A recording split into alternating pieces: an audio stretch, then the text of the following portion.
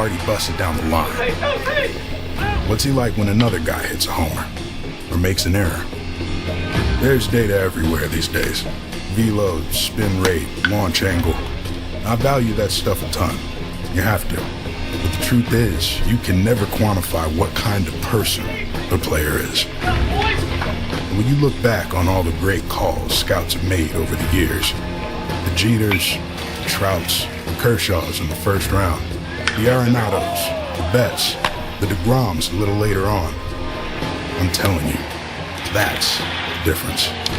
This kid is unbelievable. These guys not only had the talent, they had what I call the wand. They wanted it. They wanted to be great. I don't know. Maybe that's the secret everyone's always looking for. But it doesn't sound like a secret to me.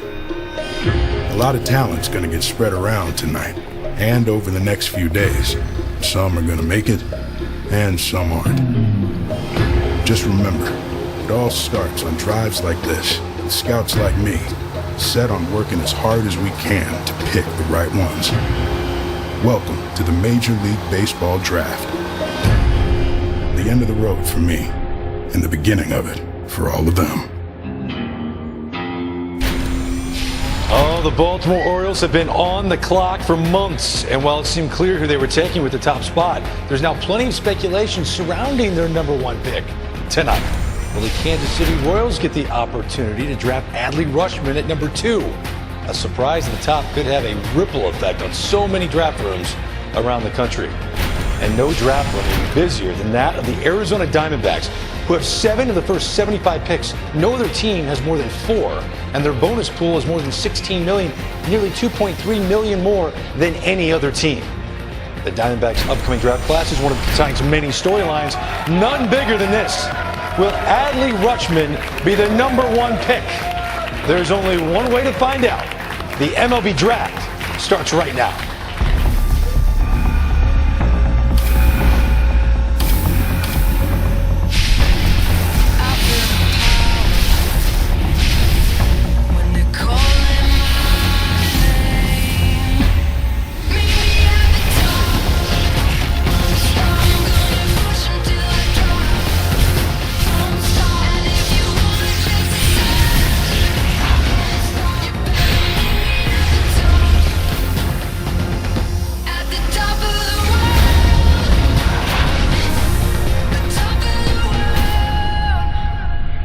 For the 11th consecutive year, Studio 42 is transformed into the home for this marquee event.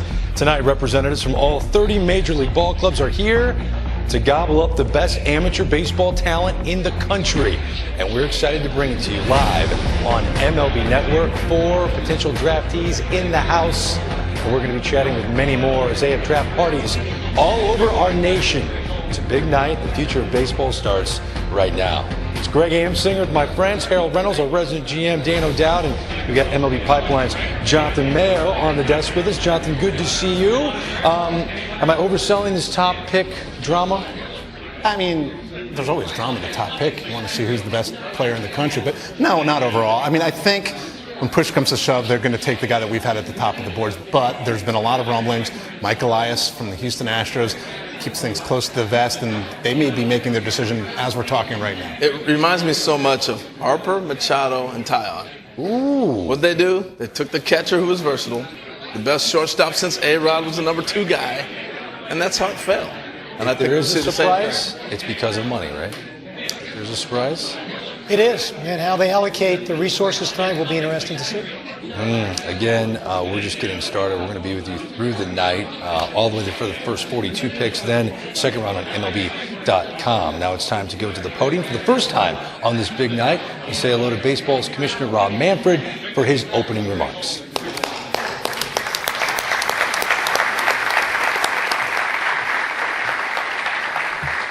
Thank you. Good evening. On behalf of Major League Baseball, we welcome you to the MLB Network for our 2019 draft. This is an important night for players, families, coaches, scouts, and our entire game. I thank all of the Hall of Famers, World Series champions, and other accomplished figures who are here tonight representing our 30 clubs. I especially want to recognize the young men who are with us here tonight. Brett Beatty, a third baseman from Lake Travis High School in Austin, Texas.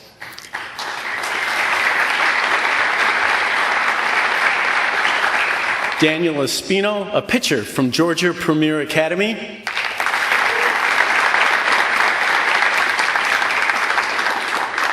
Brennan Malone, a pitcher from IMG Academy in Florida.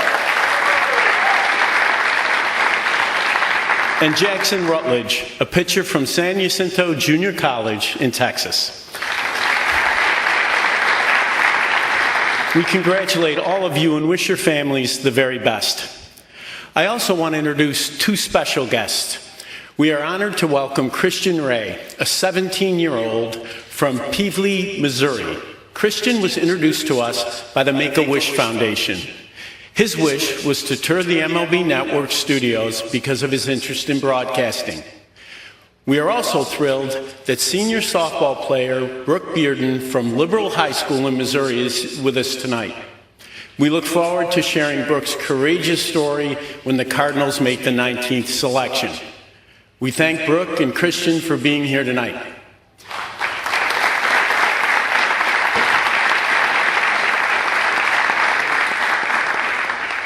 And with that, we now turn the 2019 draft over to the Baltimore Orioles, who have the first selection. Thank you, and enjoy the night.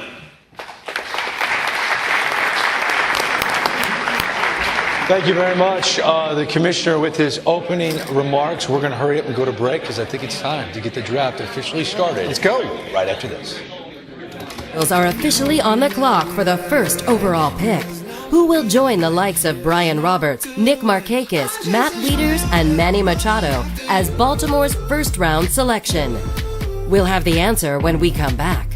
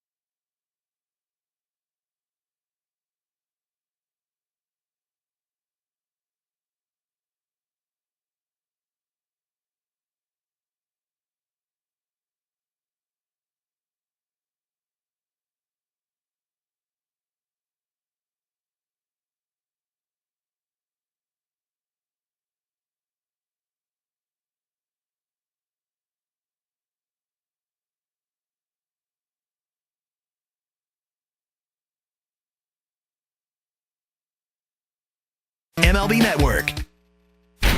Oh, what a moment inside that draft room for the Baltimore Orioles. Kobe Perez, the scouting director, along with Michael Ice, their GM, who's standing up right now. A big moment for that organization. The farm system is currently 21st, according to Baseball America. So that's what we're waiting for. Brian Roberts is here. He is the club rep. He's the Orioles community ambassador. I want to get that official. He was 50th overall back in 1999. A great career. All right, guys, so I love the comparison to the 2010 draft. He has so many big names to pick from. Who do you think goes number one? Well, I still think it's the catcher. We saw that with Harper, Machado, and it was like, who are we going to take? I took Machado in that draft. It still stayed true to the guy they thought was number one with the hype all the way through, and that was Harper, and I think the same thing's going to happen here. Yeah, I think it's a no-brainer. I think it's a slam dunk. I believe that's the direction they go in. He's that much of a cut above. All right, we're about to find out. Let's go to the podium.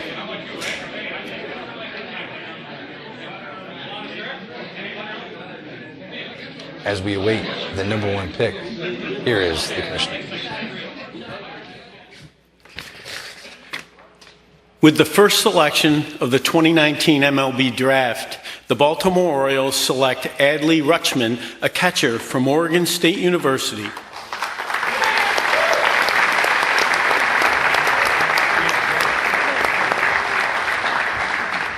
The Kansas City Royals have the next selection.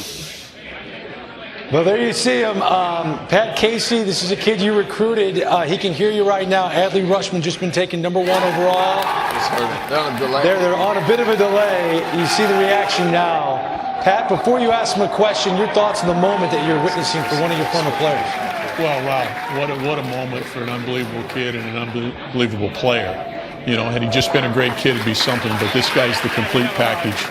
He can hit, he can defend, he defends at an elite position. The intangibles are just off the chart. He'll handle any pitching staff. He will make pitchers better. I see this guy hitting 30 to 35 home runs in the big leagues, being a multiple-time All-Star. I just think it's an amazing journey that he's taken. He could have been a professional kicker, in my opinion. He really has all the tools.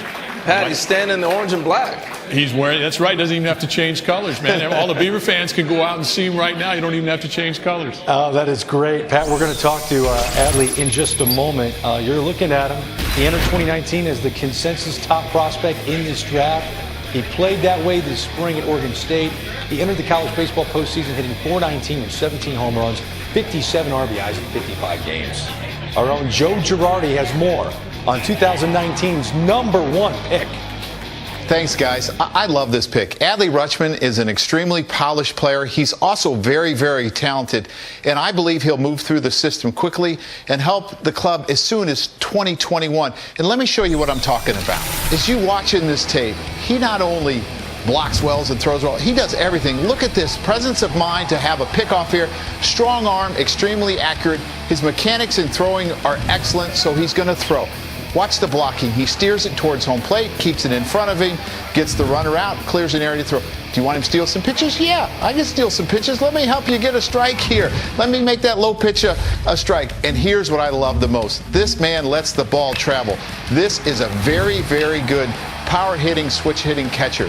And look at him. He can play other positions. Not only can he catch, he can play first base. And versatility is so important in the big leagues today. And you want to talk about one other thing? This guy does not shy away from the big moment. The most outstanding player in the 2018 College World Series last year, he had 17 hits and 13 RBIs.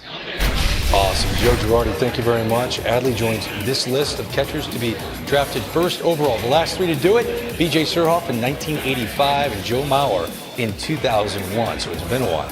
Adley Rutschman, the switch-hitting catcher of Oregon State, is now baseball's number one draft pick. Adley, congratulations. Give me the way you're feeling right now in a moment like this. It's everything I've always dreamed of. This is an unbelievable feeling, and I couldn't have asked for anything more. What more do you know? I've been looking at the top three teams, the Baltimore Orioles. What do you know about them? What do you think of that organization? I really like their leadership at the top. I think they're going to be headed in a great direction, and I'm just really excited to play for them. All right, Pat Casey, I know you want to talk to your former player. Go right ahead, buddy. Hey, Raj, congrats, man. And I know what it's like for you sitting there in the bad players lounge because you are a player. And I know those guys behind you are players too. What I want to know, first off, is your dad breathing? Is he still alive? Is he moving around? Is he good? Yeah. He's doing good. He's happy. All right. Hey, Raj, tell me what, if there was a time in your career that you felt like you could be a big league player and that you could be a first-round pick and maybe even the first guy in the draft. Was there ever a time that you felt that? I tried not to think about it, to be honest. And for me, it was always just, keeping with the team and trying to be the best individual and the best teammate I could be. And that was something you taught me, so thank you. Well, I'll tell you what, you are one heck of a player, and I can't wait to see you play in the black and orange again because it was an honor to uni up with you, man.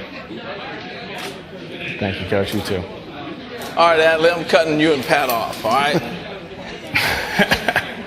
Hey, I want to ask you some of the challenges ahead of you. As a switch hitter, what do you feel like some of the challenges might be in pro ball and being able to maintain that stamina as a catcher over 142 games? What do you see?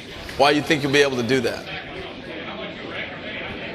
Well, it's going to be a lot of work, but, I think I've done a good job of maintaining my body and, doing the things necessary to stay healthy. So I think I'll be good. But I might defer to you on the switch hitting, so. Yeah, we'll talk about it. You'll be better than me, trust me. You can talk to Harold about it, but I want to bring in a guest who would probably like to say something to you. You probably already heard from him. Mike Elias, the Orioles general manager, joins us now.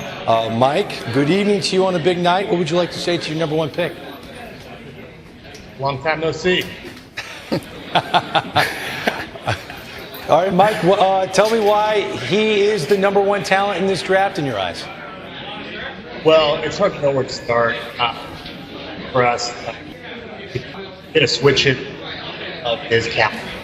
But statistically, African's summer, day, resume, match that up. Scouting report projects a plus bat with plus power. Yeah, Mike, sorry, we're having some technical difficulties with your microphone. We'll get back to you in a second on a big night. We take Adley Rutschman with the number one overall pick. Congrats again to Adley. Adley, awesome. Enjoy this night with your family. You deserve it.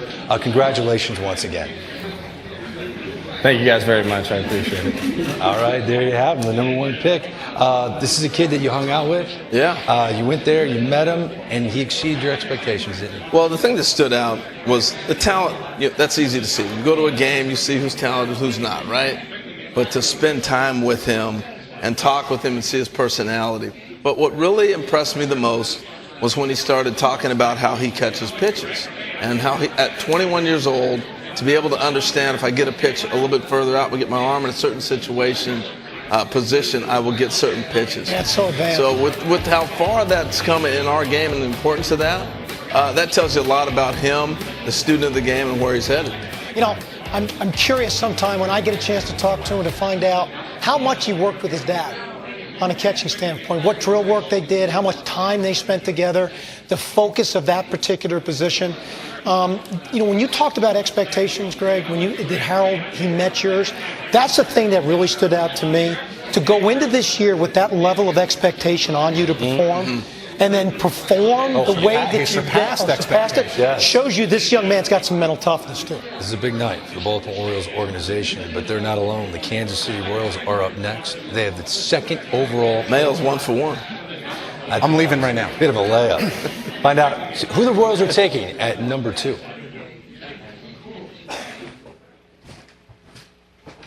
With the second selection of the 2019 MLB Draft, the Kansas City Royals select Bobby Witt Jr., a shortstop from Colleyville Heritage High School, Colleyville, Texas.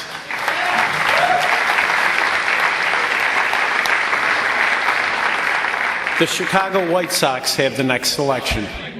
Yeah, baseball history has just been made. The Witts are now the highest drafted father-son duo of all time. His dad, Bobby Sr., was selected 3rd overall in 1985. Tonight, his son goes 2nd overall to the Kansas City Royals. That's the top high school player in this draft class. 2018 High School Home Run Derby champion, Took home MVP honors at the Under Armour All-American game. We're going to chat with him in a second. But first, I know Bill Ripken's a fan of this pick. Bill, what do you think of Bobby Witt Jr.? Yes, sir. Congratulations to Bobby Witt Jr. Look, there's an awful lot to like about this kid.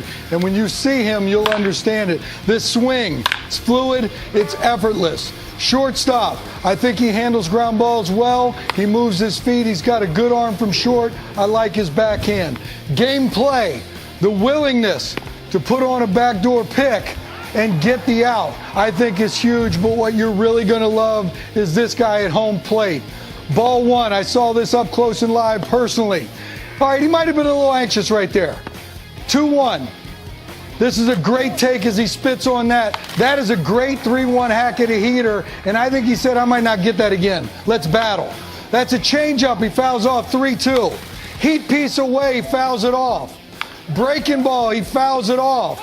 He's going to get a low fastball, foul it off, and then this. Bam! That's a hanging hook on a 3-2 count that he goes one row from leaving Wrigley. Come on now, wooden bat. Then a month later, the California boys come to town, his hometown of Arlington, California against Texas. What's he do? He goes bridge a couple more times right here. These are big league ballparks that he's putting an absolute display on. You see this award right here? He's going to have quite a few more of those awards in his future into pro ball.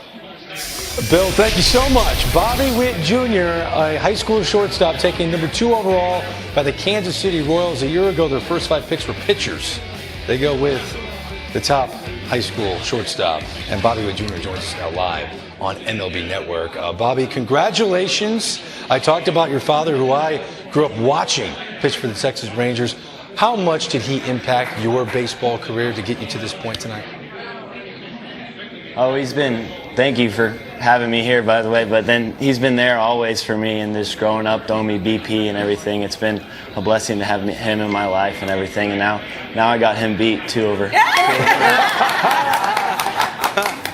Bobby, it's Jonathan. I was actually going to ask you about having bragging rights there. So I want to talk to you a little bit about, you've had sort of a spotlight on you for a long time. You played as an underclassman at USA Baseball. How did you manage to handle that pressure and still continue to go out and perform, and more importantly, show the passion and the joy for the game that you always seem to show? I kind of like the pressure and everything, but then just loving the game. I've grown up watching the game and everything, just watching big leaguers all the time and everything, and just knowing that my dad played in the big leagues, and that's what I want to do eventually when I grow up. And then now I have this opportunity here, so it's just truly been a blessing, really. And then got this huge support group here, and it's just amazing. Hey, Bobby, it's Harold here. Hey, it's cool to be able to hang out with your dad, go to big league ballparks and all that, but at some point it's got to click for you. So when did it click for you that, hey, I got a chance to play in the big leagues and play pro baseball? When did that happen for you? I feel like whenever I was kind of a little kid, it's just always been a dream of mine, and now the dreams are kind of turning into reality, and just watching the big leaguers and watching other guys and say, oh, maybe one day I can do that, and then just putting everything I can into my game to make that to where I'm at here. And so it's just been incredible success and everything, and hopefully I keep it going. Hand your dad a tissue for me, okay? I don't blame him. His little boy's all grown up with a number 2 overall pick. Bobby Witt Jr., congratulations once again. Thank you very much. All right, this is no big secret that the Kansas City Royals have been all over Bobby Witt Jr. I'm going to bring in MLB Pipeline's Jim Callis. Am I right on that? The Royals have been a Bobby Witt Jr. Home and a future destination for quite some time. Yeah, we felt like that was even a bigger lock at 2 than it was Rutschman at 1 necessarily. And Greg, I know you're a sucker for comparisons. You're always pestering me and Jonathan for comparisons. I am. I've got one here for you. It's going to be the best comparison you hear all night. You ready?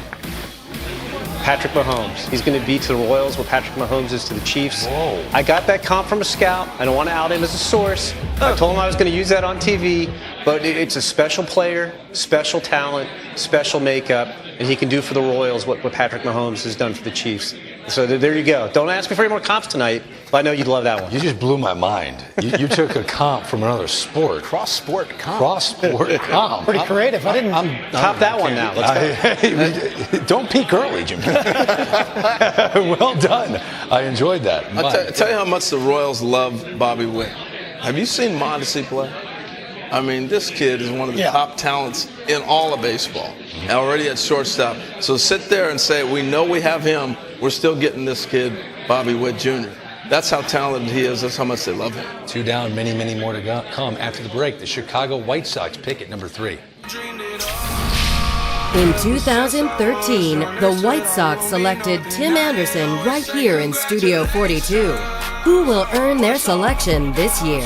In 2010, the Marlins made Christian Yelich their first-round pick. Will they go with a bat or an arm with the 4th pick? The Tigers went for the arm of Casey Mize with last year's first overall pick. We'll have their selection at 5th overall next. The 2019 draft continues after this. Dreamed it all ever since I was young. They said I won't be nothing. Now they always say congratulations.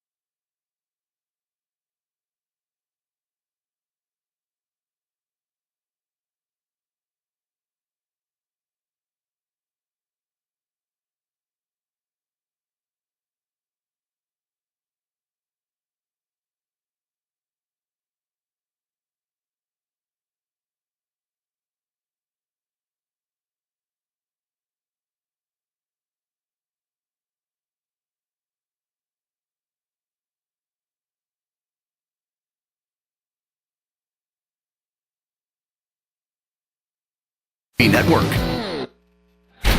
And a look inside the Chicago White Sox draft room. They're picking at number 3. I'm looking for Kenny Williams in there. He's sitting there saying, somebody better not leak who we're picking. Oh, good point. He does not like that. A year ago, they took an Oregon State baseball player, Nick Madrigal, with the 4th overall selection. This is a club with a really good farm system. They're ranked 6th according to Baseball America. They're loaded. It's interesting in terms of timing and draft picks. They look like they're right on the cusp of being great. So we'll see. Do they go with a college player to the podium? With the 3rd selection of the 2019 MLB Draft, the Chicago White Sox select Andrew Vaughn, a first baseman from University of California at Berkeley.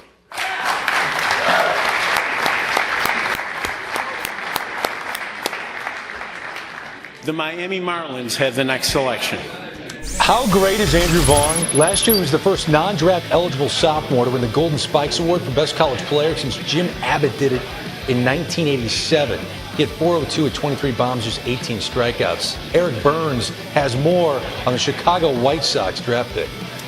Hey, guys, let me tell you something. I've been calling college baseball games since 2010, and I can say with great conviction that Andrew Vaughn is the best hitter that I've ever seen in that time. So what we have to do is go back and historically think about who are the greatest hitters that ever played in college. We're talking Robin Ventura, Pete Incaviglia. I think about Pat Burrell, maybe a Mark Kotsay. This dude just has it. And there's something about his swing path that is gorgeous. I saw him as a freshman, and he hit a foul ball. I turned to my broadcast partner, JB Long. I said, JB, wow, there's something about that swing. And he goes, what are you talking about? The next pitch, he drills down the right field line. Next day, first 2 homers of his college career, and then it was over after that. Andrew Vaughn has a special sort of swing that you can't teach. It's his incredible natural ability, and he could hit in the big leagues right now. Burnsy, thank you. Yeah, he won the Golden Spikes Award. He's a finalist again this year. Keep in mind, he lost 4 guys from that Cal team last year that were a supporting cast. He still put up crazy numbers. Andrew Vaughn, many believe the best college bat, the best bat available in this draft class. He goes 3rd overall to the Chicago White Sox. Oregon State legend Pat Casey's with us tonight, and you coached against Andrew Vaughn, Pat. So tell me a story about facing a guy with a bat like this. Well, I got to see him up close and in person, and sometimes I didn't enjoy that very much because this guy can flat out rake. Burns is right. You know, I remember him coming in as a freshman, and we're talking about we'll just go kind of up and in, get him to chase, go off, down, spin it, and you know, he's just a freshman, but he had nothing to do with that. He stood on line, he raked, he hits in all parts of the ballpark. We call him a PP guy. Hit the ball out of any part of any park. He's a special advanced hitter, knows how to control the strike zone, gets to join Nick Madrigal, going to play on the same side of the infield in the big leagues in a hurry. This guy can really, really hit, and he's a special guy. I know how much he has meant to the Cal program. I talked to Coach New, I talked to Coach Esker. Both those guys said special, special guy, and that they think he can get there in a hurry. Stays inside the ball very, very well. Balanced hitter. You know, you just don't see guys like this very often, and that I really think he's going to get there in a hurry. He's going to be a guy that not only will hit for power, they got him with an 80 power. I'm going to tell you, he's going to hit for a high average as well. All right, Pat, thank you so much. I mean, that's great information. A guy that's going to play first base or DH, or Jeff Passan is reporting he worked out for many teams at 3rd base during this draft process. Is that a realistic possibility? You know, he thinks it's a realistic possibility, and sometimes that's kind of all you need. But I think when all things considered, push comes up, he ends up at first base for the long term. But it doesn't matter. The hit tool and the power tool are so special. I don't care that he's small. I don't care that he's right-handed. He is going to hit. He may hit 300 with 30 homers right out of the gate. I mean, he just can flat out. I agree with Coach Casey. And what I really love what he did this year is that he never got out of his game plan once. He got pitched around and never tried to sell out for power, took the walks as he needed, let other guys do it for him. Is there risk with a pick like this because of the way he's described defensively? Not really, not if the bat is that special. He's got great rhythm to hit at the plate. The thing that we haven't talked about is his pitch recognition skills are elite. His walk numbers this year were crazy. And so, I mean, he recognizes early. He's on time a lot. So, Greg, when, you know, there are exceptions to the rule as far as size, right-handed bats, and this might be one of those exceptions. Time to go back to the podium. The Marlins at number 4.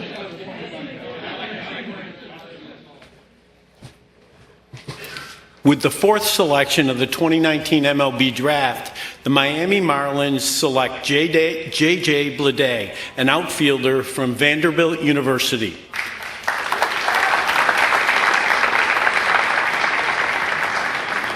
The Detroit Tigers have the next selection.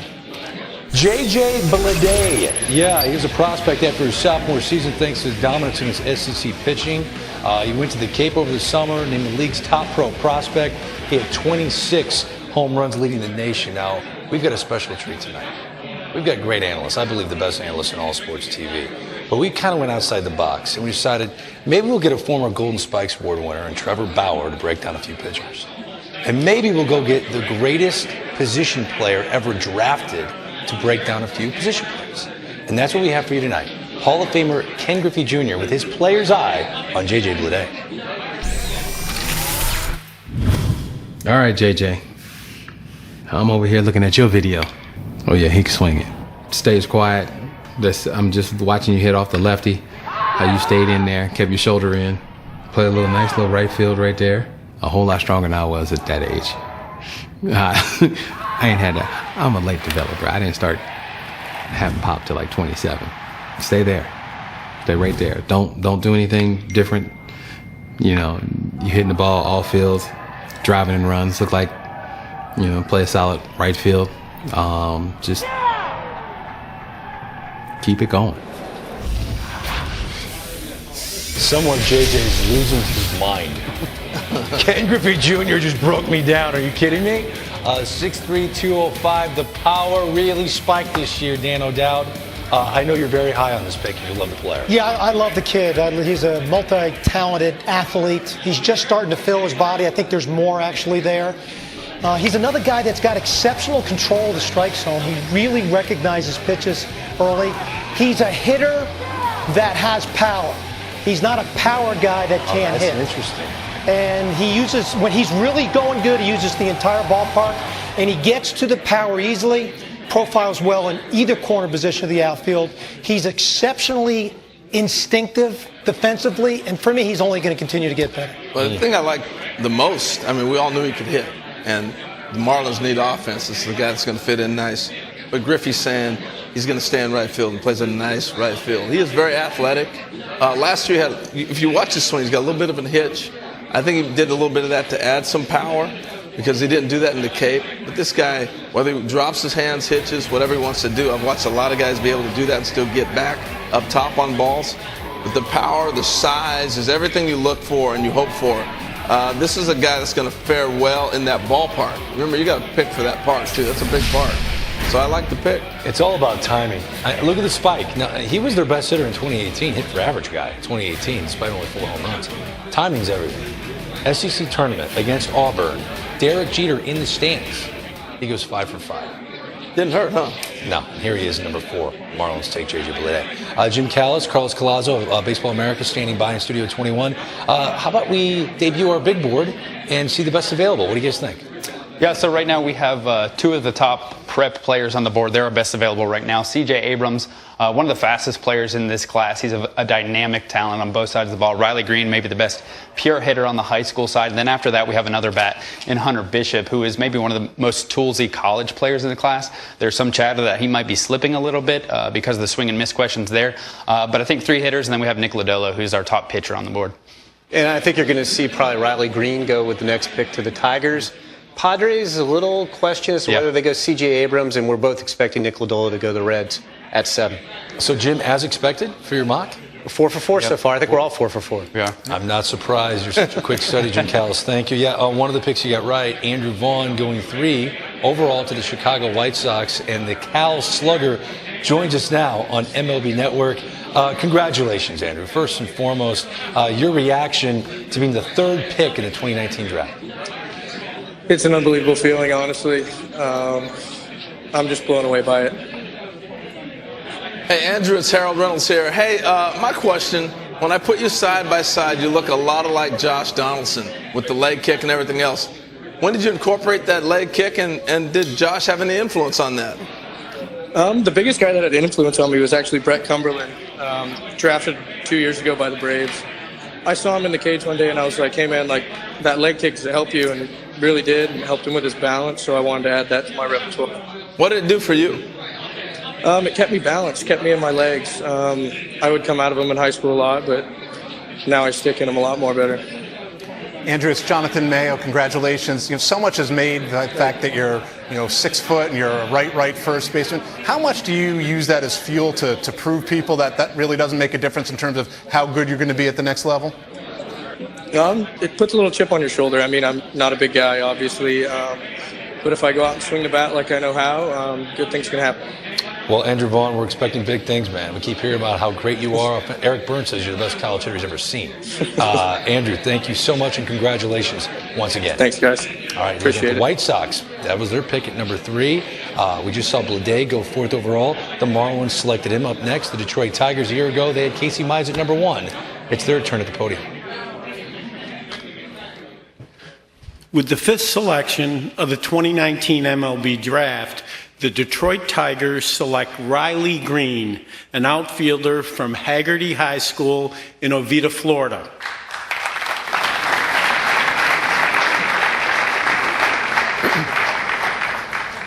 The San Diego Padres have the next selection. I mean, if you're a fan of a smooth left-handed swing, my goodness, does this kid have one. He's terrific. The Florida native was the top run producer for Team USA's 18 and under squad last summer. Led his high school team to a 24-5 record, including 23 straight wins. And Riley Green is in our draft spotlight. Riley Green, outfield, and I'm from Oviedo, Florida. I just love playing outfield. I love chucking balls down, make big plays sometimes. We throw people out, so it's kind of fun. Probably Bryce Harper, just because he's a left-handed hitter like me. He's an outfielder like me. My pregame meal is just a sandwich, peanut butter and jelly sandwich. Probably Freestyle by Lil Baby. Probably my favorite song. Just love the game of baseball, and it's what I want to do the rest of my life. Can I throw out my first comp of the night? Well, you're going to. Can't believe it's. They're going to Can't believe it took this long. Come on. Andre Ethier, man. Yeah, good call. I like it. Andre, don't roll your eyes at Andre Ethier, by the way. Made over $115 million in his career, by the way. He's committed to the University of Florida, and Bill Ripken is standing by to break down Riley Green. That's right. We're going to take a closer look and a deeper look at Riley Green and what he's all about. And I tell you, a lot of it has to do with this right here, this swing. Good-sized kid, effortless swing, ball goes a long way. Probably going to play one of the corner spots. I could certainly see him playing left field in the big leagues 4 or 5 years from now. This plays, though. Saw this one live. Fastball 95 away. Swing, okay, 1-1, even it up. That's a great take on a 97. Foul off 95. Spoils a 96. Some other big leaguers should learn from that. Then he gets a hanging piece, and he goes, where does he go? I'll tell you where he goes. He goes where Schwarber and Rizzo go. Here's a guy after his junior year in high school, wooden bat, big league ballpark like Wrigley, and he goes up there. The draft is about projection. If a scout was in this ballpark and saw him do that in that ballpark, then they understand what projection's all about. How easy is it? This guy is going to be a hitter, and he's going to be a good one. Yeah, Billy nailed that. He broke him down perfectly. I think we agree this is the best pure high school bat in this year's draft. A little concerned coming out of last summer about his defense, the profile, where he'd go, the run grade. But you saw him again this spring, and you thought he had made dramatic improvements. I saw him, and I talked to scouts, and so he had really worked on that part of his game, which tells you something about him as a young man, that he knew he needed to address that. Is he going to win Gold Gloves? I don't know, but he was running around much better. He played some center field for his high school team. He did not look bad out there. But I love that swing. This guy can really hit. In 4 or 5 years, that's really conservative. I don't think it's going to take him that long. He really knows the strike zone. He knows how to hit. Yeah. And he's going to have power when he gets My favorite swing in the draft. It's Yeah. just a fun thing to watch. It's smooth, man. He's taken right behind another left-handed slugger, J.J. Bleday, who's standing by. There he is, Vandy's finest. We will chat with him after the break. The Padres are on the clock. When we come back, we'll have the Friars selection at number 6. And the Reds sit on deck with the 7th pick. Cincinnati has had some recent experience selecting at number 7. In 1998, they chose Austin Kearns. In 2004, Homer Bailey was their selection at number 7. And 4 years later, they picked Yonder Alonso, who will be lucky number 7 for Cincinnati this year. We never found the answer, but we knew one thing. We all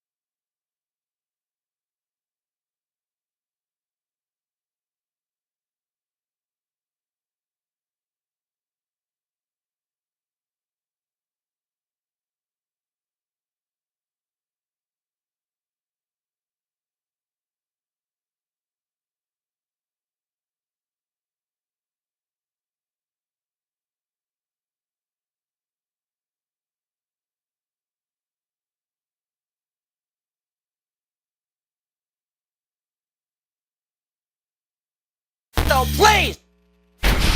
All right, 5 down. Take a look. Adley Rutschman did go number 1 overall to the Orioles. That was Bobby Witt Jr. to the Royals. The White Sox take Andrew Vaughn. J.J. Bleday goes number 4 ahead of Riley Green. And guess what, Dan? J.J. Bleday joins us now. J.J., it's Dan O'Dowd. Congratulations to you and the Vandy program. We're so excited for you. Let me ask you a question. The jump in home runs. Did the jump in home runs just happen with body maturation, strength? Or did you and Mike do some tweaking in your approach to make that happen? I think it was a little bit of both. I think, you get more mature in the box when you're older, you feel more comfortable, allow your hands to, stretch yourself a little bit more. And, in the cage, you're able to hone in on your approach, know what you're doing wrong, and being able to get back to the middle, center yourself, and then try to get a little bit stronger in the weight room. Hey, JJ, it's Harold here. First of all, congratulations. Hey, as you're going down the stretch, as your number 1 pick, you got a lot of scouts following you, a lot of people knowing where you're going to fall. Pretty soon you got mock drafts showing up, and then Derek Jeter shows up to watch you play. What did you think of that day? You go 5 for 5, but what was that thought when you saw Derek in the stands? I didn't really know until after the game. I know one of my teammates, Tyler Brown, patted me on the butt and said, hey, Jeter was going to stand watching me. I didn't really comprehend that until the game was over, but to have that happen is it's pretty cool. It's one of those guys you look up to, when you're a younger player. It's a cool opportunity. Man, that kills my story. I thought, you looked around, you saw him there, and you said, all right, I got to put on a show. You ruined my story. No, he didn't ruin it. He didn't ruin it because, JJ, guess what, JJ? He's going to watch you play a lot more. So you'll know that, and then you can go 5 for 5 for the Marlins. JJ Bleday, congratulations once again. Thanks, guys. I appreciate it. All right, there you have it. J.J. Bleday goes 4th overall to Miami. You're looking inside the draft room, the San Diego Padres. They're up next, number 6. They're all wearing red jackets. Well, they're all wearing red jackets in honor of Don Welke. Yes. Was the Padres' longtime scouting vice president who passed away in 2018. It's their turn at number 6. Let's go to the podium.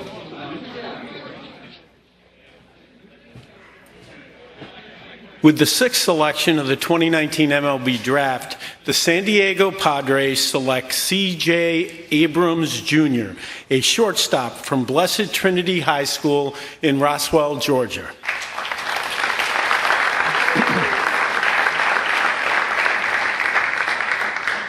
The Cincinnati Reds have the next selection. Oh, the Padres add to the number 1 farm system in baseball. C.J. Abrams is a game changer, one of the fastest players in this class. He stole over 100 bases during his high school career. There he is in the state of Georgia, celebrating with family and friends. Harold, I know you're a big fan of this kid. Well, he's fun to watch. He's got great size, about 6'1", 6'2", right there. Very fluid defensively. I really like getting a chance to talk with him. Carried himself so well. But let's just go to video. Check it out, all right? You ready? So the big thing to me, you always want to try to comp these kids. And as he's swinging the bat and I watched him run and put the combination together, I was like, who's he remind me of? He's a little taller, but he reminds me of Zoom Zoom. Yeah, Gerard Dyson. That type of game-changing speed this young man has. One of the fastest guys in the draft, and he will be one of the fastest guys in baseball once he signs that contract, that kind of speed. But you're wondering, can he play short? I watched him take ground balls. A lot of people talked about shortstop, moving the outfield. I'm like, what is wrong with these people? The hands are sweet. He gets rid of the ball. The question is, will he have the arm strength to play out there at shortstop? We will see. And if not, he's a great option to move to second. But I do not see him. Well, that is a question. That is an interesting question. Carlos Collazo of Baseball America. It's something I'm sure that you've been asked an awful lot as you look at this young man, C.J. Abrams, going 6th overall to the San Diego Padres. Defensively, do you see him as a true through shortstop? Yeah, I think that's the biggest question with him. Obviously, as Harold was talking about, he's an outstanding runner, an 80-grade runner. So I think if he doesn't play shortstop at the next level, he would be a fantastic center fielder. He's a guy who played center field for USA's 18U national team, and he really hadn't played it that much prior to that. But he took to it like a natural. I think I've had some comps with him as a Billy Hamilton type, and I think that fits well, but I feel like he has more offensive upside. He's probably going to start off at shortstop, though. All right, Carlos, thank you. You know, Dan, I wonder, when you have the number 1 farm system in the sport, you're not really looking for quick to the big leagues type of talent. You can see if this guy, take time with him at shortstop. They've got roadblocks of talent in that farm system right now. Yeah, well, no doubt. But again, philosophically, is taking the best player that's on the board, no matter where you are and your farm system is. It just adds to the incredible depth that the Padres have done. They've done a wonderful job in their amateur scouting. If he's a center fielder, is he worthy of the 6th overall selection? I don't think that really hurts his value that much. He's still up the middle. You need a guy in center field who can cover a lot of ground. He's shown that he can do it in international competition. I love the fact that he was more than happy to move to center field in deference to Bobby Witt Jr. on Team USA. Right. So you know that the makeup is just fine for him. You can send him out as a shortstop because the Padres can take their time and see what happens. And if it doesn't work, it's going to look really, really like Gold Glove caliber in center field. Shortstop last year slipped my mind. He's hitting 370 right now in A-ball. With the Padres? Xavier Edwards. Xavier Edwards, and I should have known that. I know Xavier. You got Xavier Edwards. You look at this kid here. The Padres will continue to be athletic, continue to go out and get, as Dan said, the best talent on the board. But I watched this kid. One thing I've learned is that it takes left-handed hitters a little more time. They can be patient with him, figure out how to hit left-handers, and be able to develop. But this kid, to me, he's not moving out of the infield. I can't move him out of the infield. Because of the hands. The hands are just too good. I can see it. They're there. Well, you know what I'm saying? I'm seeing nothing but position players. 6 picks, 6 position players. Broke an MLB record. Right. First 6 picks, all position. Yeah, I've never seen it in my days. It's never happened. Since 2000, it's never happened in the history of the draft. So, again, that kind of gives you a description as to how the pitching talent has been viewed. And that's why I think we're going to see high school pitching go more than we will college. The top guys, I think, will be high school pitchers. There aren't any in the college program right now, up top anyway, except maybe the next one. Well, we don't know yet. We don't know yet. Yeah, we don't. Well, there's projections. Right. Your mock has who going to the Reds? Nick Lodolo. We're all 3 of us are 6 for 6 so far, and we all have Nick Lodolo going 7 to the Reds. So he's been there all along. He's the best college pitcher in terms of consistency. And so we'll see. I think that's why most people think we're going to have a little run of pitchers here in the next 4 or 5 picks. Now, when you look at a guy like Lodolo and you look at the other position players that are still out there, if you're going best available talent, is he the cream that rises to the top? Without having the talent rankings in front of me, it's close. I mean, Lodolo was right up there in terms of where we have him ranked. And now maybe that's because there's a dearth of pitching prospects, so he moves up. But based on just his talent, this is a guy, a 3-year starter at a really, really good college program with a track record of success. I think this is where the draft starts to get murky. I think all of us could make a compelling argument about a lot of different players as we start at this spot of the draft, all the way through possibly the end of the draft tonight. Because there are plenty of options. Correct. Take a look at let's go to Studio 21. That's where the big board is. Our guys are standing by. The best available. Carlos, Jim, what do you have? Yeah, well, I think that there's going to be a run of college players coming up here. We do think Nick Lodolo is going to be the next player off the board, but you do see a number of college players who we think are the best available, and we've kind of thought that there could be a little run of those players here. There's some interesting high school players who might jump in there. Brett Beatty is a name that I would point to that could work, but I do think we're going to see some pitchers now. Yeah, I think we're going to see a little bit of a panic. We've talked about how there's a shortfall of college pitchers in this draft. I think Lodolo is going to go 7. The MLB board is very similar to the BA board. Then I think we're going to see Alek Manoah, Jackson Rutledge, Zach Thompson go very quickly. All right, Jim, Carlos, thank you. It's time to go back to find out who the Reds are taking at number 7. With the 7th selection of the 2019 MLB draft, the Cincinnati Reds select Nick Lodolo, a left-handed pitcher from Texas Christian University.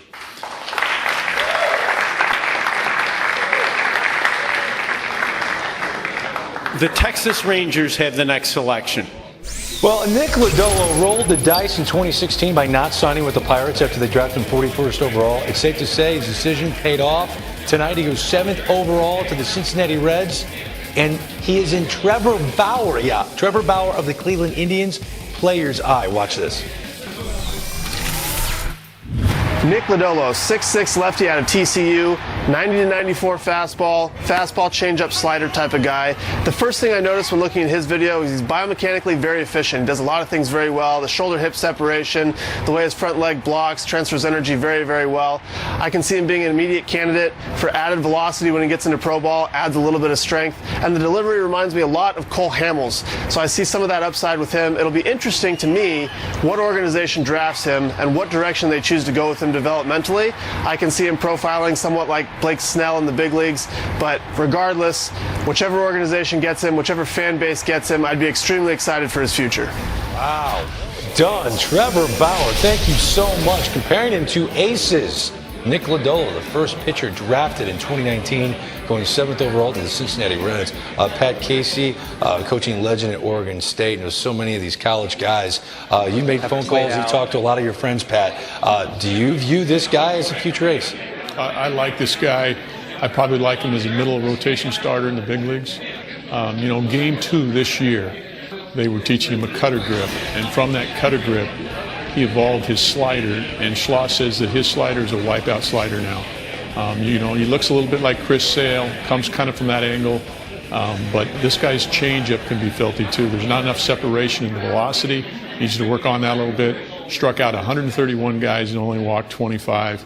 I really think this guy's going to be special. I like this pick. I think that he's got deception.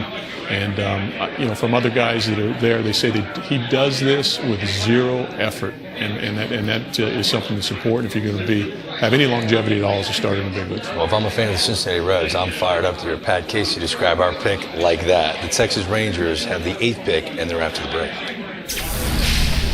The draft keeps rolling. When we come back, the Braves and Giants will pick back-to-back at 9 and 10. A decade ago, San Francisco and Atlanta were also picking next to each other when the Giants chose Zach Wheeler and the Braves selected Mike Minor. Which future major leaguers will they draft this year?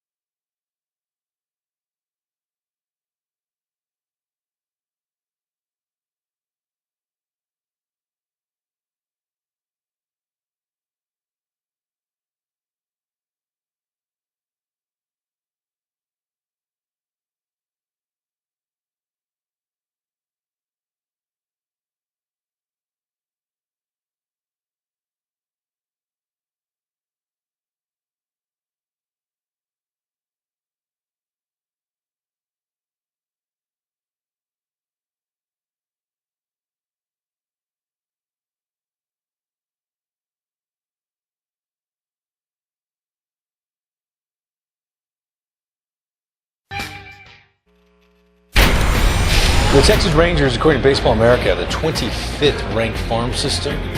This is an organization that last year chose right-hander Cole Winn, 15th overall. A team that we'll see. Do they go with the abundance of position players? There are college bats available. A long-time lefty, Darren Oliver, in the house representing the Texas Rangers. Yeah, there he is. He's excited. He's looking forward to the next pick, as we're about to find out at number 8. With the 8th selection of the 2019 MLB Draft, the Texas Rangers select Josh Jung, a third baseman from Texas Tech University. The Atlanta Braves have the next selection. Josh Young, I mean, the numbers last year, he had a historic season for Texas Tech. Hit over 390, 80 RBIs. He was a marked man this year. Heading into regionals, he was hitting 332, only 332. 11 home runs, 53 RBIs, and he's in our draft spotlight. Watch this. I'm Josh Young, third baseman from Texas Tech University. As a player, I'm big into preparation. One of my big things is the mental part of the game. I model my game after Brooks Robinson, won a lot of gold gloves, and I try to strive for that. People might not know that I read a lot, inspirational books, mental aspect, game books. My pregame meal is a large Italian sandwich from Potbelly. I'd say my biggest superstition is when I get in the batter's box, I talk to my bat. No, he's not kidding. He has a conversation with his bat for a while, and all of his teammates are dying to know what he says.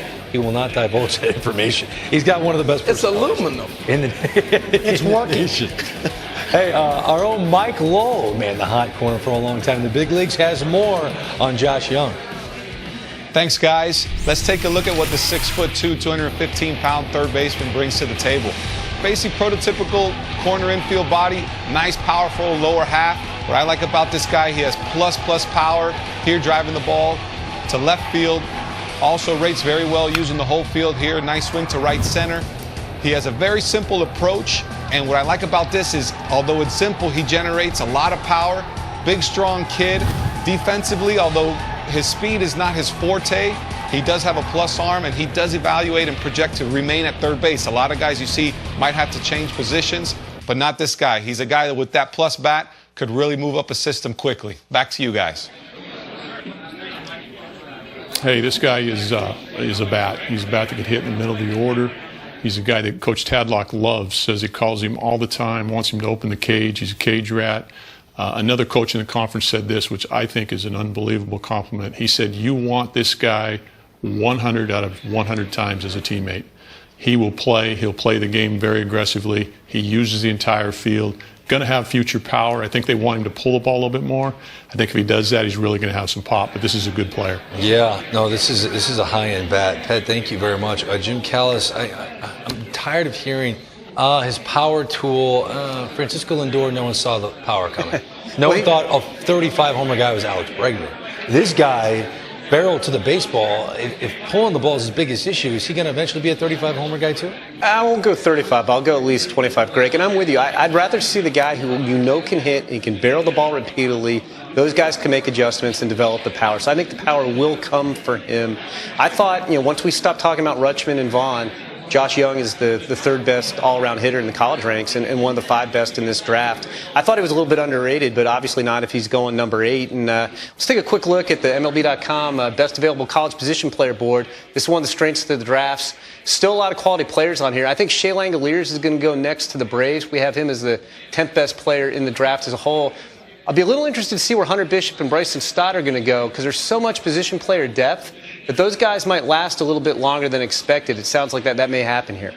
Jim Callis giving us the best available. Thank you so much. The Atlanta Braves are up next, and they've got a first draft with Dana Brown as their scouting director. Jason Marquis manning the phones, getting the call in. When you've got a scouting director with his first gig, that's a big deal for that scouting director, correct? Oh, it's huge. Yeah, it's the first time he's in the room in that chair. That's awesome. Let's go to the podium. With the 9th selection of the 2019 MLB Draft, the Atlanta Braves select Shea Langoliers, a catcher from Baylor University.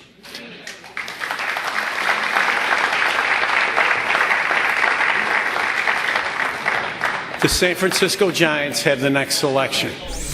The last time the Braves took a position player with their first pick, it was a kid named Austin Riley in 2015. I'd say that's panning out right now. Shea Langoliers, what's interesting about this guy? It's all about timing.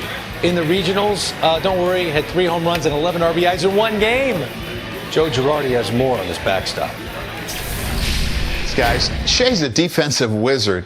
He won the Gold Glove in 2018 for college catchers. He threw out nearly 70% of the runners. In 2019, he's thrown out 56%.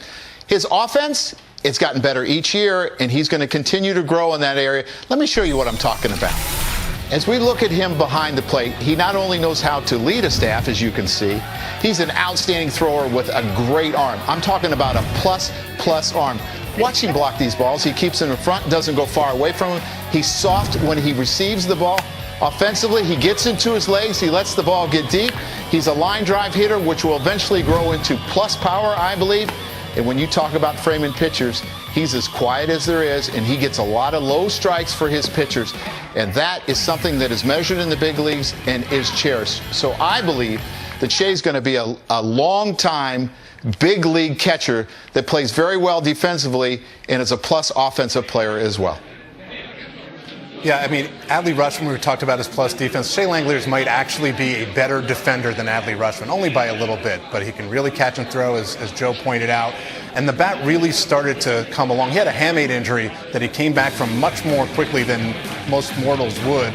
So I think he's going to hit more than enough, and that's why I think we saw him go this high, because the bat really started to come along as he was going through the season, especially in postseason play. And I have to give a shout out to my colleague Jim Callis, who is now 9 for 9 on the mock so far, thanks to Shea Langeliers, who I know you like his bat probably more than most of us did going in. I do. I mean, you're going to look at the defense, and Jonathan, I'm with you. I think he's a little bit better than Adley Rutschman defensively. Hopefully, Coach Casey over here in Studio 21 doesn't take offense hearing me say that. I think he's a future Gold Glover, and I do think there's more bat in there than people thought. Didn't have a great sophomore year at the plate, but it wasn't because of any glaring flaw in his swing. It was just he tried to do too much. He, as you pointed out, those offensive numbers, he's doing that with a busted hamate, and we're talking about the busted hamate on his left hand. That's his mid-hand. That's what he's catching all these pitches with, and he still is having a pretty good offensive year. On Saturday, 3 homers, NCAA tournament record, 11 RBIs in 1 game. I think we're looking at Austin Hedges here, but with more offensive prowess. How many times have you started a draft 9 for 9? Jonathan and I both did a couple of years ago, I think when Matt Manning was the 9th overall pick. Okay. So Zach Collins got us at 10. You're very humble. Well, I'm worried about pick 10 here. Let's stay focused. Thank you, Jim. We heard Joe Girardi talk about him. I know you're a fan of Langley. Well, Joe loves him. I mean, Joe was raving about him, but he's raving about the bat, and he said the power will come. And everybody's talking about the 3-homer game the other night. Let's just take a look at it. I mean, playoff game. He came back, like you said, what was that, Mayo, 3 weeks with the hammock bone? Something like that. All right, this guy had 3 home runs, 11 RBIs, 5 for 6 in a playoff game. Not bad to send his team a little into the next game, next round. So pretty impressive stuff from him on the offensive side. But his money's the defense, Dan.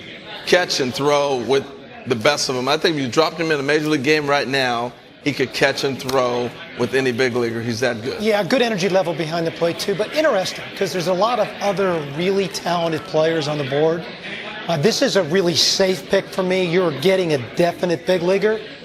Maybe there's some other guys, though, that have maybe a little bit more upside that are still hanging out there. Well, it is a top 5 farm system. They're ranked 4th overall. What do we know about the Atlanta Braves? Pitching. They've got a ton of young pitching in the minor leagues. So you just got a dynamic defensive catcher. Come with him. Right? Yeah. And not that you pick for need, but they don't have a lot of top-level catching in that system. So he automatically goes in and is the best catching Why prospect. don't you pick for need? I know it takes a little while. Because it's too far away. I mean, in terms of need within your organization or at the big league level, you just don't do it. When you're picking in the top 10, you take who you think is the best player. And they thought Shea Langeliers was that guy. We'll see the Giants decide who the best player is. They're picking at number 10. First-year scouting director Michael Holmes is in that room. Their farm system is ranked 28th by Baseball America. Second overall last year was Joey Bart. As you see, Lee Smith, a future Hall of Famer. We're going to see him in Cooperstown. I cannot wait for that. He's representing the San Francisco Giants. Tell me to find out who they're taking. With the 10th selection of the 2019 MLB Draft, the San Francisco Giants select Hunter Bishop, an outfielder from Arizona State University. From Palo Alto, California, so he's staying. The Toronto Blue Jays have the next selection. Well, this is a guy that really improved his game in 2019. He went from a 250 average with 5 home runs as a sophomore to an average around 350 with 22 long balls this year. He's a 6'5" center fielder, and Eric Burns can't get enough of Arizona State's finest, Hunter Bishop. Hey guys, I absolutely love this pick. Now, you have to understand, I might be a little biased because I've known Hunter since he's been this big. But what I've watched is him finally fulfill his potential. This potential has been there for a while. I had a chance to watch him as a freshman at ASU. He had a lot of moving parts. He wasn't quite developed physically yet, but he has gone from being a boy to an absolute man-child. He slaughtered it in the Pac-12 conference this year against some of the premier pitchers in the country by simplifying his approach. He made it very simple. This guy plays all three outfield positions. He plays them very well. And when you talk about Hunter Bishop going forward, it's just a matter of time before this dude is a perennial all-star in the big leagues. Hunt, time is now, buddy. Proud to call your name. Burns has been fired up about Hunter Bishop quite a long time. I mean, the guy looks like a movie star. He's going to go to San Francisco. The fans will eventually love him. Just 20 years old, but he's what they look like, 6'5", 210 pounds. You know, Pat Casey, Oregon State baseball coaching legend, is with us. And are you surprised to see the level of improvement from this kid from 2018 to this year, which led to him being drafted 10th overall? Well, probably not surprised because you can see the tools. I mean, the tools are off the chart. You got a guy that's 6'5", 210, runs a 6'4", 60. Talked to Coach Smith, said he had some of the highest exit velocity recorded this year off his bat and has done some things that he's never seen done on the field, and coached a lot of good players, so that says something. I think the concern they had with him early was swing and miss, but he's generated so much power. He's playing center field. I think eventually they'll want him to put on weight, move to a corner outfield position. I really think that because he played football in high school and he didn't get a chance to play as much baseball others, that the instincts will catch up and he'll really become a player. He's got the potential to hit a lot of home runs and to really be a player. So the Giants got their guy Hunter Bishop at 10 coming up. It's the Blue Jays' turn. The top 10 picks might be over, but that hasn't deterred the Mets in recent years. Since 2011, New York has selected Brandon Nimmo, Dominic Smith, and Michael Conforto outside of the top 10 picks. When we come back, the Blue Jays select 11 and the Mets 12. We was the flight, up in the building.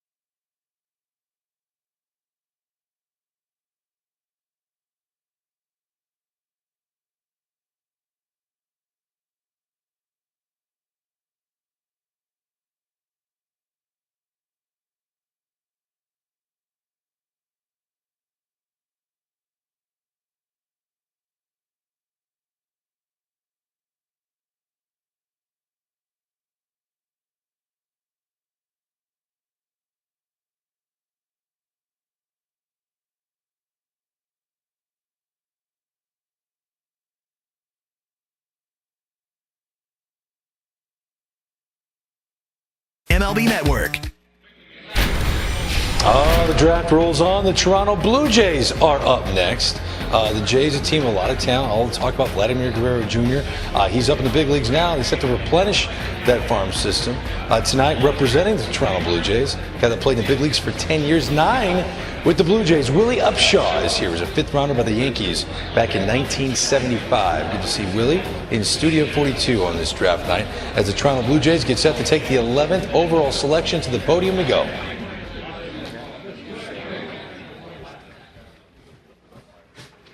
With the 11th selection of the 2019 MLB Draft, the Toronto Blue Jays select Alek Manoah, a right-handed pitcher from West Virginia University.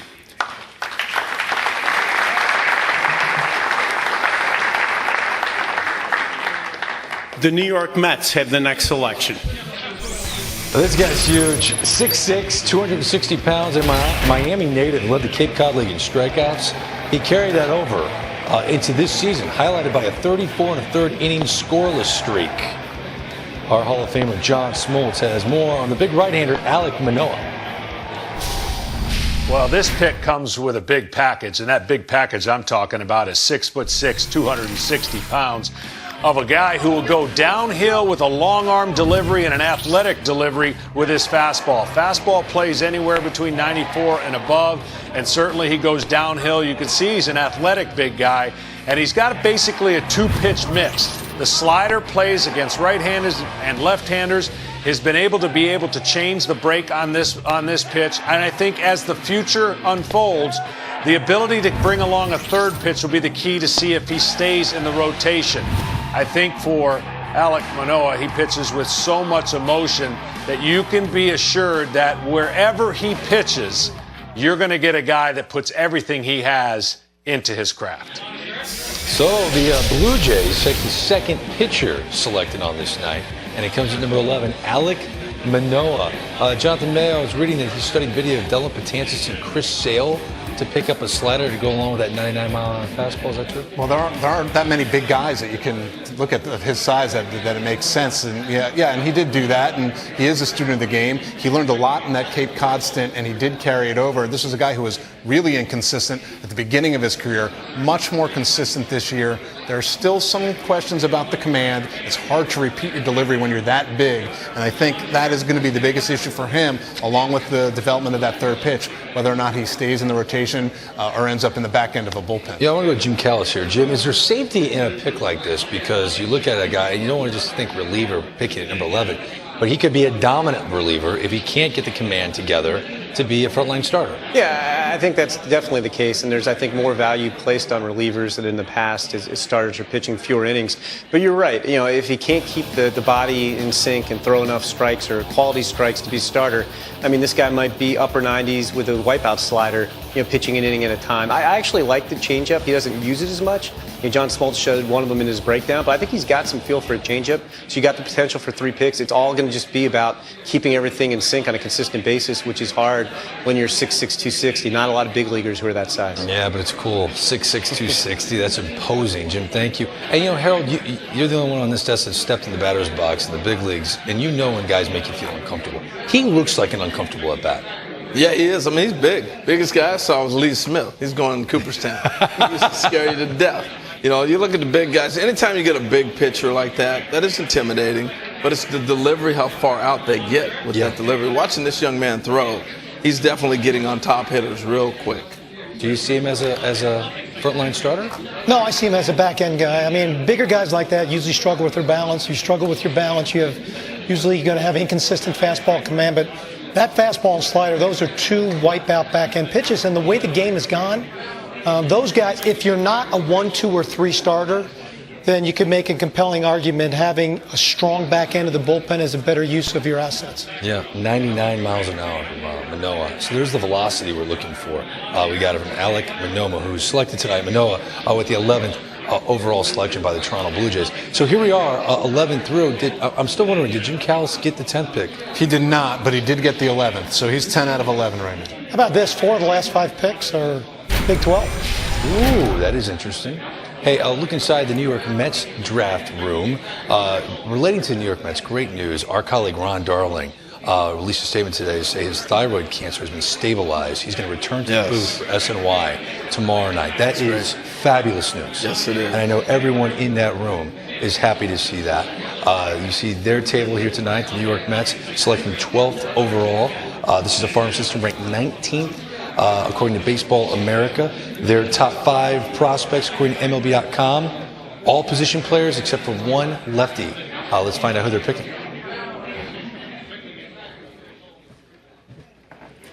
With the 12th selection of the 2019 MLB Draft, the New York Mets select Brett Beatty, a third baseman from Lake Travis High School in Austin, Texas.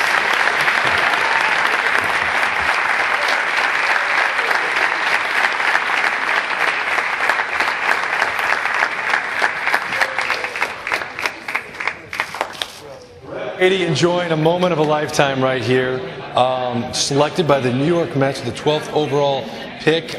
Jonathan, tell me, you're a big fan of this kid, high school bat, a lot of projectability here, right? Yeah, well, he can really hit. He's going to have a ton of power. Yeah, there were some questions leading in because he's a little old for his class, and there are models that these players have run through that some teams weren't going to like. But after, the bats, the high school bats that we've seen so far, he's the best high school bat. I mean, he's got... Well, couldn't you make an argument now, Jonathan, that he's the best bat-power combination in the high school? I think that's absolutely right, because Riley Green right now is more hit over power. We think the power is going to come. He's got both right now. Whether he plays third long-term, whether he moves to first, I don't care. I think he's going to hit. Well, he's a Texas kid, and he's going to the New York Mets. Kevin Millar isn't a Texas kid. Now he lives in Texas. And he comes to New York all the time. He has more on Brett Beatty. All right, thanks, guys. Brett Beatty. When we talk about a third baseman in high school, the size, the power, the zone, he has the whole package right here. And I'm going to show you this kid. This is power. This is a swing, probably the best swing in the draft, college or high school. But you look at the load, and I look at legs. I mean, in high school, you don't find kids that are built this way. This right here was dead center, wind blowing in, went in person to see him, Lake Travis High School in Austin, Texas. He's an older senior. He's 19 and a half. But I'm telling you what, this swing plays.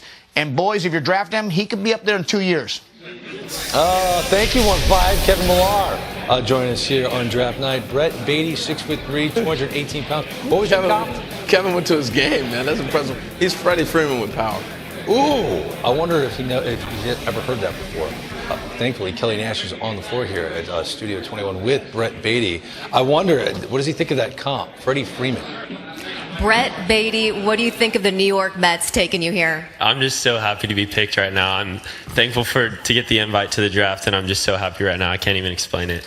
Everyone here right now, everyone watching on national television, I mean, they're witnessing one of the best moments of your life. How surreal is it? Yeah, it's so surreal right now. I'm just grateful to have my family and friends here to celebrate it with me, and they've had so much support for me over the years. I'm just so excited right now. Yeah, what is it like to have them here, your day ones, getting to share this moment? Yeah, it's amazing because, like I said, they've shown so much support for me over the years, and it's amazing to have them here and to celebrate with them. So to be in this position, a testament to your hard work. It's all paying off. Yeah, I've put in so many hours. My dad has thrown so many hours of BP to me. My mom's done so much laundry. My sister's been there right there with me, and I've just put in so much hard work to get to this point, and it's just amazing right now. Congratulations, you earned it. Thank you so much. Greg, one of the best pure hitters in this draft, Brett Beatty. All right. I love it. Kelly, thank you so much. Tell you what, the thing I love about him coming here, if we get a shot of that scrum over there, he's getting an introduction to the media real quick. Oh, the New York media. Yes, because they're all here. Different animal. Beautiful thing. Yeah. What do you think of the kid? I love this pick. It's very rarely do you see a high school kid that, one, controls the strike zone like he does. Number two, has plus hitability and plus power. And so, I mean, the only concern on him from an evaluation standpoint is really what position is he going to end up at. For me, he dropped a Freddie Freeman on him. I put kind of a Mitch Moreland on him with a little bit more upside than that. I'd like to see if he could even play left field if the corner infield positions don't work out. He ran a 7.2 60, so it's not like he's a clogger. And it's the desire that he has shown to consistently try to get better that I'm really impressed with. But watching the summer games last year and the Perfect Game Showcase, this kid's bat just really stood out. Well, if he can be comfortable playing in front of Kevin Millar at his high school game, He'll be just fine playing at Citi Field in the Big Apple, getting his phone call from the front office as we speak. I like the where's he going to be in 2 years or 3 years look. I mean, Peter Alonso's not going anywhere. And so if he can play that corner position for the Mets to get a power bat in the outfield to go. That's a good hitter. That's a really good hitter. That's a great combination to see because that will play big for them. And no one thought Joey Gallo could play the outfield, and here we are. So Yeah, center field. Never know. Yeah, and not doing a terrible job. Beatty to the Mets at 12. The Twins are up next. Minnesota is on the clock with the 13th pick. And don't worry, superstitious Twins fans, 13 isn't an unlucky number in the draft. In 1971, the Angels make Frank Tanana their choice at 13, while the Indians plucked Manny Ramirez with their 13th pick in 1991. And the White Sox took Chris Sale at 13 in 2010. Who will the Twins take with their 13th pick? We'll find out next. Whoa, suddenly, I feel. What?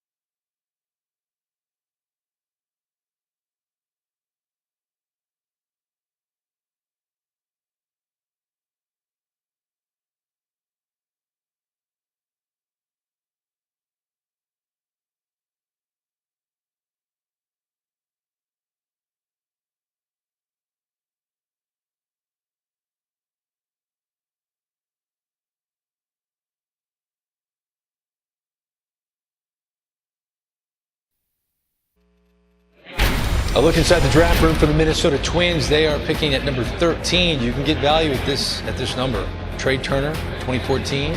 Brandon Nimmo in 2011. And back in 2010, some kid from no-name school, the White Sox took him at 13. His name was Chris Sale.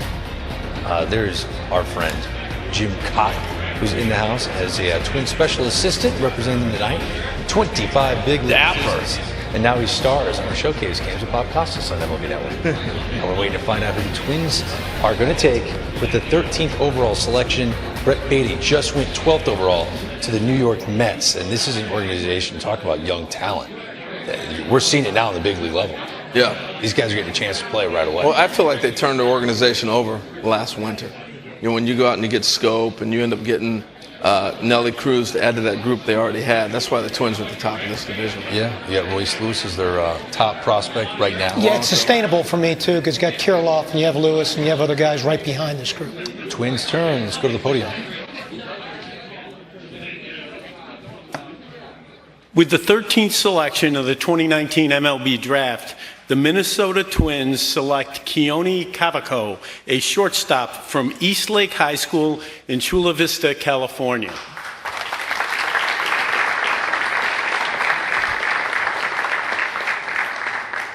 The Philadelphia Phillies have the next selection. Well, one of the things Keone's done so well is this guy did not make his area code team.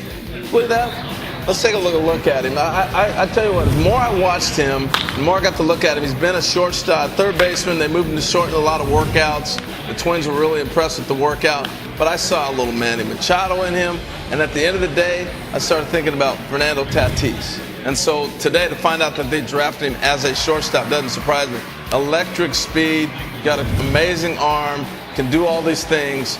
And so you start looking around at the athleticism, the ability, doesn't surprise me. But the thing that's happened for him was the workouts, Jonathan. Got out in front of people, got a chance to see him. It's a guy that they just won a state championship in California, or their CIF, or whatever they want to call that out there in California, but did not make his area code team last summer. So he didn't play on the circuit. He didn't do anything over the summer, really. It wasn't until the fall that he started popping up at the Angel Excellence game and the power started showing up. The plus arm, he closes for his high school team. This is I wonder who's evaluating that area code. He's a pop-up guy who maintained that helium. Sometimes those guys plateau or they drop a little bit. He just kept going up. 70 run times down the stretch. Playing shortstop for his high school team and in workouts, I think, is what put him over the edge. I want to go to Carlos Collazo at Baseball America. Carlos, take me a year ago when you're looking at all these would-be seniors ending their junior years. Was this guy on your radar?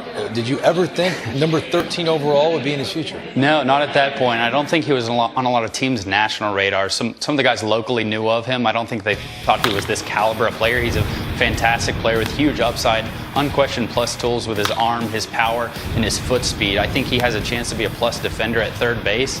Outside shot to play shortstop, but I feel like most likely it's going to be third. But he's a guy who popped up early this spring, and he was maybe the biggest pop-up high school guy we've had. But he's got outstanding upside. I've been drafted as a pop-up prospect. That's what he gets to say. But it's a term I'm sure you heard during your time as a general manager. Is there risk when it comes to a high school guy that wasn't on the radar for 3 years and then poof, here he is? No, your area guys cover that. They get a chance to see him play a lot. It's funny because last year on this desk we talked about scouting fatigue. That sometimes you see kids so much. Too much, yeah. The only thing you see is all the things they don't do well. Now, on the converse opposite side of this, you see a kid that, he did play for an elite travel team, so he was at some of the perfect game events, but not the showcase, the games that actually people were trying to win. Right. And it's an interesting kid. It's a good-looking kid. It's a good-looking bat.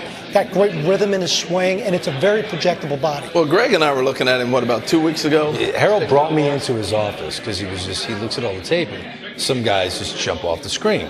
And what do we look at?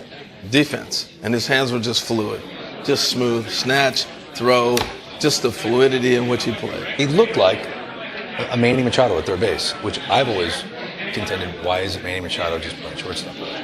Right. Yeah. If you look that good at third. He's going to play short, and that arm will work from wherever you want to put it. I mean, it's a plus. That was probably his best tool until some of the other stuff really started catching up. Now, the downside, there is. I mean, he's not seeing the kind of velocity on a consistent basis that you would see at some of these events, just to see how he reacts on a consistent basis to velocity. But he did play same school. Nolan Arenado and Chapman came out of that division, that school. So it's one of the top high school talents. You see Tommy Green, it's time to find out who the Phillies are taking at 14. With the 14th selection of the 2019 MLB Draft, the Philadelphia Phillies select Bryson Stott, a shortstop from the University of Nevada, Las Vegas.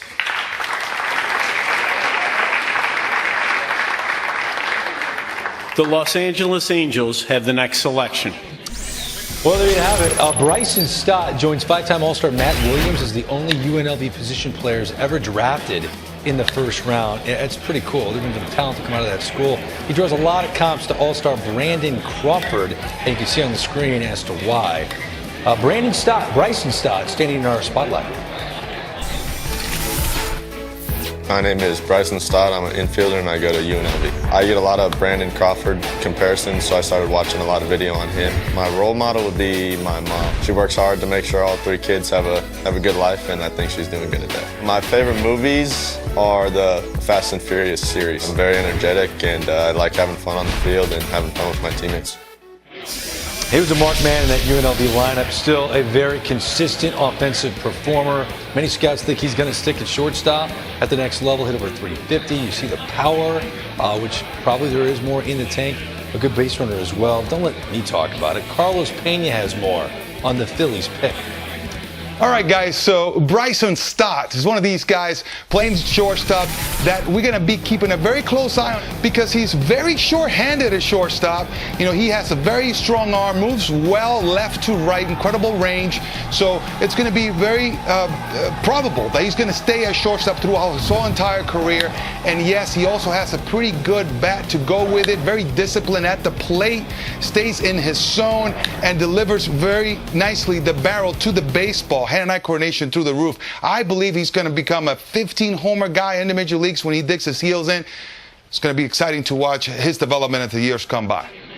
Well, I think the first thing that stands out is the arm strength. So with the arm strength, you're able to, a lot of people say stand at shortstop, or he can move to third base. That allows you, so when you have workouts, you put guys in that hole, see what kind of arm strength they have. He has the arm strength to play on the left side of the diamond, and the power is going to play too. And to me, I look at if the power continues to grow, and this guy's a big shortstop, and he's got sure hands, I may see him over third base when it's all said and done. How do you like his feet for that position? I saw him moving laterally, left and right, very well, but I saw him more at third than I did at short. Now, I'm not trying to knock this guy because I think he's going to fly through the Phillies system. But again, he catches the ball, sure-handedness, and the power is the difference. You know, I really think he's just starting to come into his own with the power. And that's why I think he'll profile fine at third if he has to move over there. But I actually think he's got a good chance to stay at short. For the fifth straight year, the Phillies take a bat with their first pick. Up next at 15, it's the Angels. A decade ago, the Angels made Mike Trout their first-round pick right here in Studio 42. When we come back, the Halos try to strike gold again. They're on the clock with the 15th pick of the 2019 MLB Draft.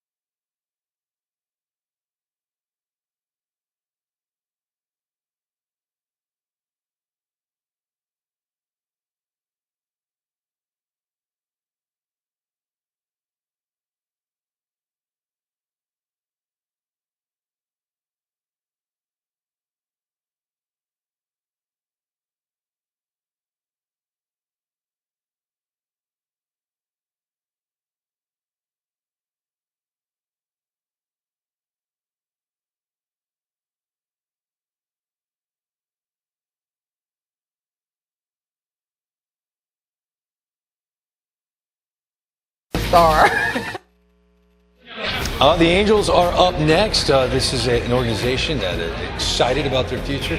Chad Hermanson, Angels area scout, He was a 10th overall pick by the Pirates back in 1995. He's here representing the Halos. We just saw Bryson Stott of UNLV go to the Philadelphia Phillies at number 14. Before that, Keone Cavaco, a shortstop, drafted as a shortstop by the Minnesota Twins at 13.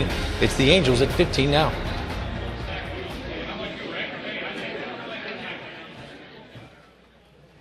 With the 15th selection of the 2019 MLB Draft, the Los Angeles Angels select Will Wilson, a shortstop from North Carolina State University.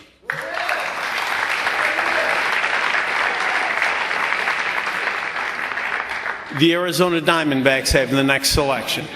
Well, scouts call this guy one of the safest selections of the night. High floor guy, prospect, advanced feel. He hit .331, 14 home runs this year. He's mashed all 3 years at NC State. And Will Wilson is standing in our draft spotlight. Will Wilson, I'm an infielder and I go to NC State. I'd say I bring a gritty attitude to the field and a grinder's mentality. Try to model after Trey Turner after going through NC State and watching how the coaches brought him up. I tried to model my game after him. My role model is my grandpa. He raised me and he grew up playing baseball and just showed me how to play the game. I love superheroes. I'm obsessed with the Marvel superheroes. Playing Fortnite, it's my guilty pleasure. Just love to be there for my teammates and just love to play the game of baseball. So Will Wilson goes to the Angels with the 15th pick. You see his numbers on the screen. A short chain with 2 home runs. 16 home runs this year for the NC State Wolfpack. Well done, Will Wilson. We're excited to have Pat Casey, Oregon State baseball legend, with us tonight. There's a lot of these college guys. I wonder if the coaches that you've been on the phone with, how would they describe Will Wilson? I love this guy. I think he's really, really going to hit. They think that he's a guy that's going to move to second base, be an everyday big league second baseman. Talked to an organization that said the same thing. They think he moves over. Even though they like his glove, they like his hands, does things pretty smooth. Feel like that's a better position, but NC State coach Elliot Avent feels like this guy is the best fastball hitter he's ever had. Thinks that their team couldn't win without him. He's a finalist for the Brooks Wallace Award. It airs from 18 to 6. See this guy in the big leagues in a hurry, he can really hit. Okay, Pat Casey, thank you. Do you mind if I throw my second compliment out? Are you going to? Mark Ruzzolani. God, that's a good one, right? Really good. Wow, yeah, I think they're Greg. probably a little bit more power there. I had a Brian Dozier on him. I think he's going to get to that kind of power. This guy's a baseball player. You know, he's got a feel for the barrel. He's going to have to control the strike zone a little bit more than he has right now, but he really likes to hit and he really loves to play the game of baseball. Yeah, and we also love to check in with Kelly Nash. He's on the floor. All these club representatives are here. So many big names, including a Hall of Famer. One of my favorites, Lee Smith. I'm envious of you right now, Kelly. Yes, we have Lee Smith gracing us with his presence here tonight. What a gift you are to the baseball world, Lee. But let's get real here for a second. What does it look like when you see these players, everything they've poured into this moment, when it was so different during your time? You had to milk cows before you were allowed to play ball? Oh, yeah, we had chores then, you know. But now I think the guys are so much into the game. They're a lot ahead of us in the knowledge of the game on pitching and hitting, all aspects. They have a really good mate now, I think. What other chores did you have to do before you had to play ball? Oh, God, we had a wood business. We would bust firewood. We was like milking the cows and a little bit of everything. But I think that, like I said, make me a better person now.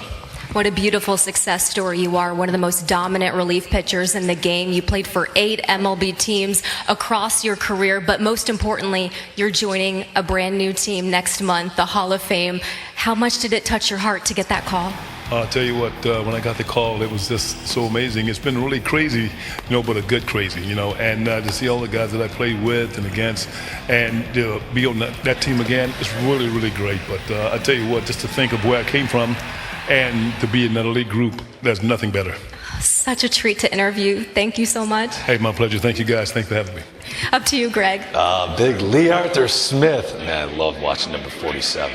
Oof, he came in. They're like this. There was a stretch of time. It was a stretch of time. It was Todd Worrell in the 8th to get the ball to Lee Smith in the 9th. My favorite childhood memories. This guy, man, he just mowed everybody down. Another Hall of Famer in the building, Randy Johnson, representing the Arizona Diamondbacks, some imposing Hall of Famers with us. No doubt. Diamondbacks up next at number 16.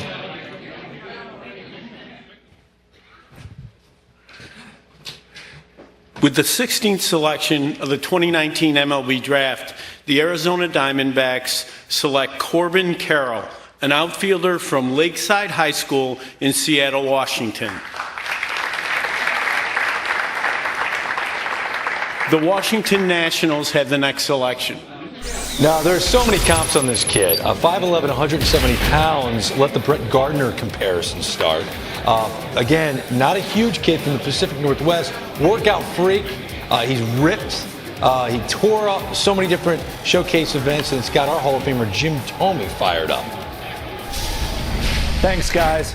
Great pick here. Corbin Carroll, a high school kid from the state of Washington, 5'11", 160 pounds.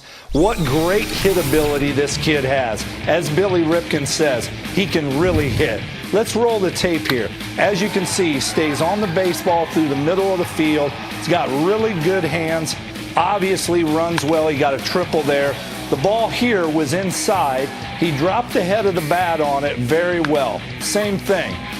Really good control. What I like about him is his base, his stance. Does a really good job. Defensively, the scouts say this kid was one of the better defensive kids in the draft. So my comp to him would be Tommy LaStella / Andrew Benintendi. But I think when you look at LaStella, he's obviously has that body size with that left-handed bat. This is a great pick, and I look for this kid to have a great career. Yeah, thanks, Jimmy. You guys, I love this kid. So he's one of my favorite players in the draft. He is only 5'10", but it's a strong 5'10". He's a quick twitch athlete, well above average runner, exceptional hit too.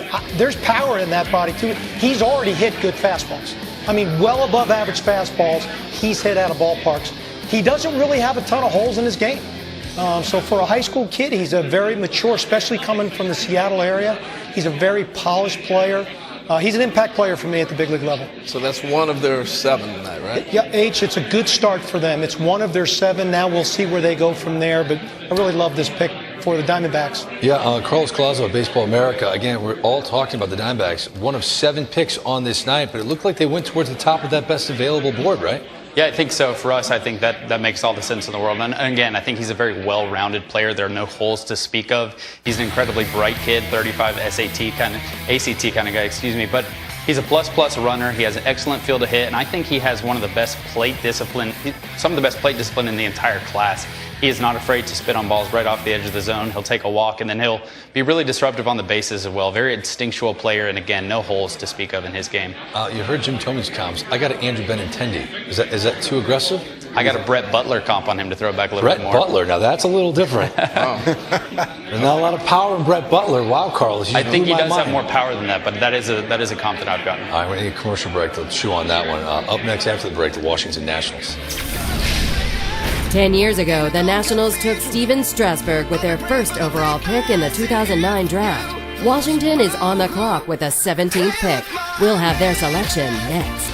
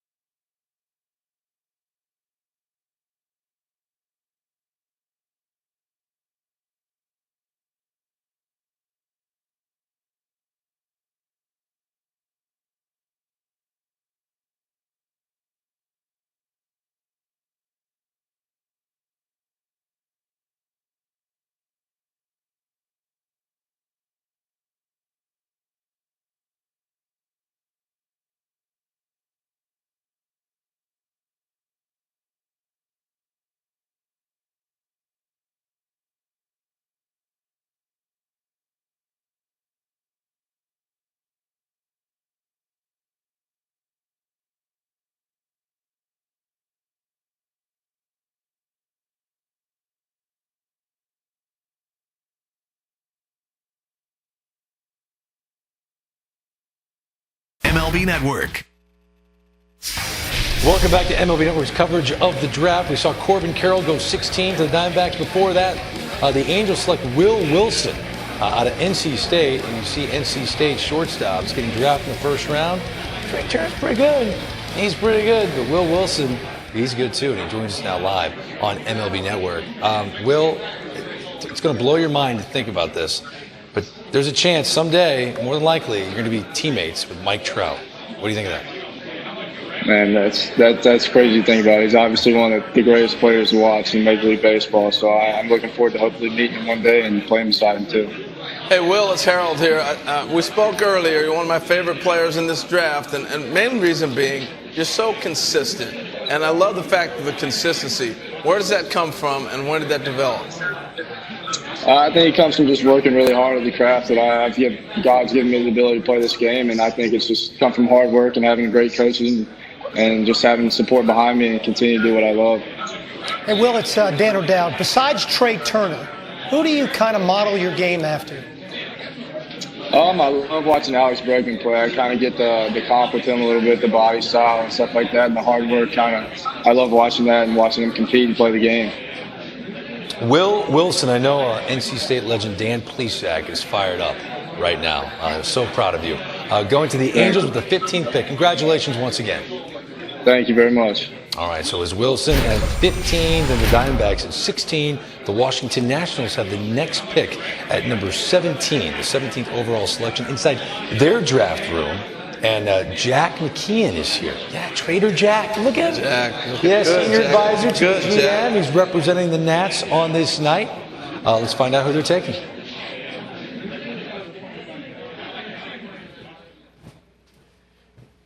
With the 17th selection of the 2019 MLB Draft, the Washington Nationals select Jackson Rutledge, a right-handed pitcher from San Jacinto College North, Houston, Texas.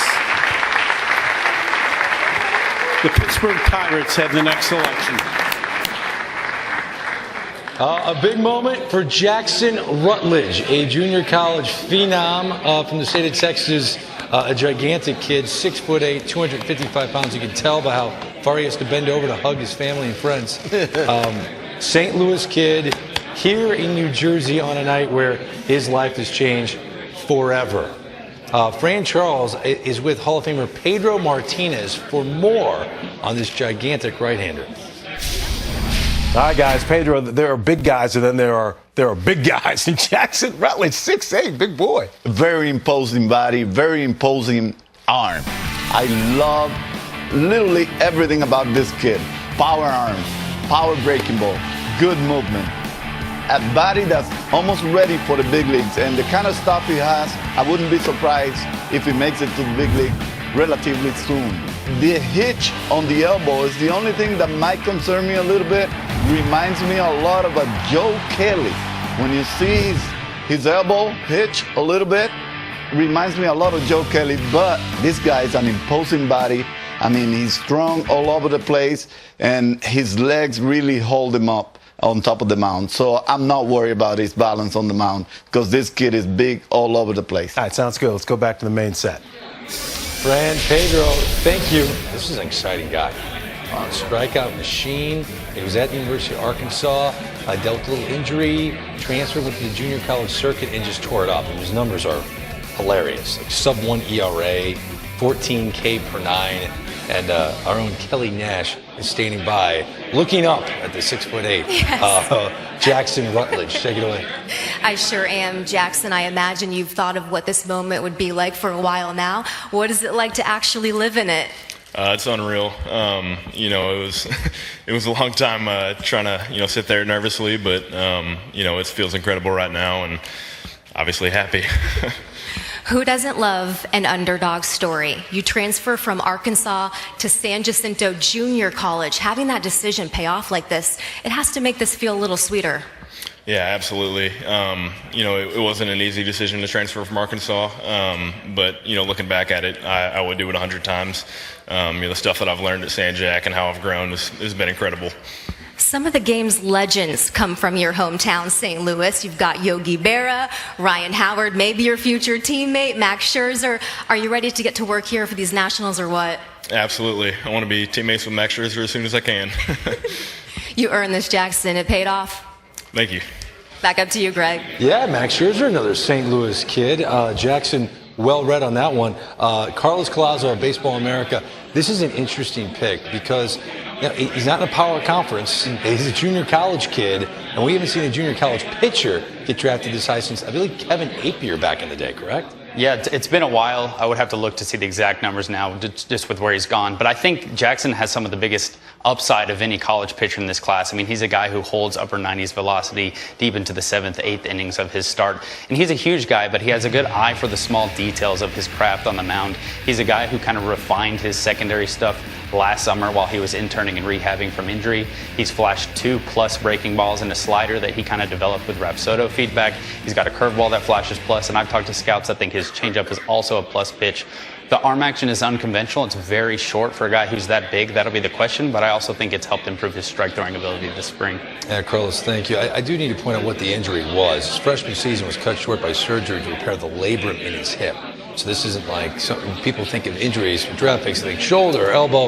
It's a hip injury, right, John? Which could be a problem, by the way, down the road. But it's obviously he came back. He took every start at San Jack. This is a guy that we had going in the top 10 in a lot of ways. And you watch the video here, you can see a little bit of that short arm action that Carlos was talking about. But look at where he finishes, and he's filled up the strike zone. So I am not overly concerned with what is an unorthodox arm action, especially for a guy that size. I don't think the 34 is by accident. When you see his finish, he looks like Nolan Ryan. It's a big kid. You know, forget the arm, but I'm talking about the body when he finishes. It's pretty nice stuff. But I've never seen a catcher have Tommy John surgery. You know, they all throw it that short arm. I'm just saying. Interesting. Well, there have been. I do know there have been a couple of catchers along the way. If you're in the front office, how do you view a guy with that kind of arm action? Well, for me, it's one of the most unique, unorthodox arm actions I've ever seen. So there's not a lot of comps, Greg, to actually compare him to, which would be lead to a lot of discussions about what he profiles as. Is he a starter? Is he a reliever? Is there durability in that? Bigger guys have trouble with balance. He looks like he's got a good feel for balance. I'm not a big believer in shorter finishes, which he does have a little bit of a shorter finish out front. So, again, the beauty of the draft is we're going to see how all this plays out. Do you know whose arm action they didn't like? Different, completely. Chris Sale. Remember, everyone was killing Chris Sale in the draft. That's why he went out of the top 10. Oh, that arm action isn't going to work. Right. Sometimes unorthodox works. Maybe the exception to the rule, but let him get out there and see if it works before you kill it. I like the comp Pedro had. Joe Kelly. That looks another one. Jason Mott was a converted catcher. Yeah, but neither one of those you've taken in the first round. They're in the bullpen, right? Right. You're not putting this guy in the bullpen if you're taking him now. No, they aren't first-round picks. So you're dreaming on the size and look, from that arm action is deception. Oh, no doubt. But, starters also have to have durability. And Jonathan's right. I mean, we're going to find out. But there are guidelines that you do follow year in and year out because you don't want to make mistakes of what's happened in the past. Yeah, and the Washington Nationals are historically... They take gambles. They are a gambling group. And it's worked for them very well. Yeah. I seem to know a little bit about pitching. Seems like it. They've done a pretty good job with that. But I will say they bought good pitching. Yes. And they've done a great job internationally, but the development aspect of it still remains to be seen. It wasn't Eric Fetty, the guy that took that was injured at the time that they drafted. Grant Jackson. They've taken guys off of TJ surgery. A couple. Yes. They're not afraid. Grant Jackson. Lucas Giolito. He's pointing. I wonder if he's pointing to the podium. Yes, he is. It's time to find out the Pirates are taking at 18.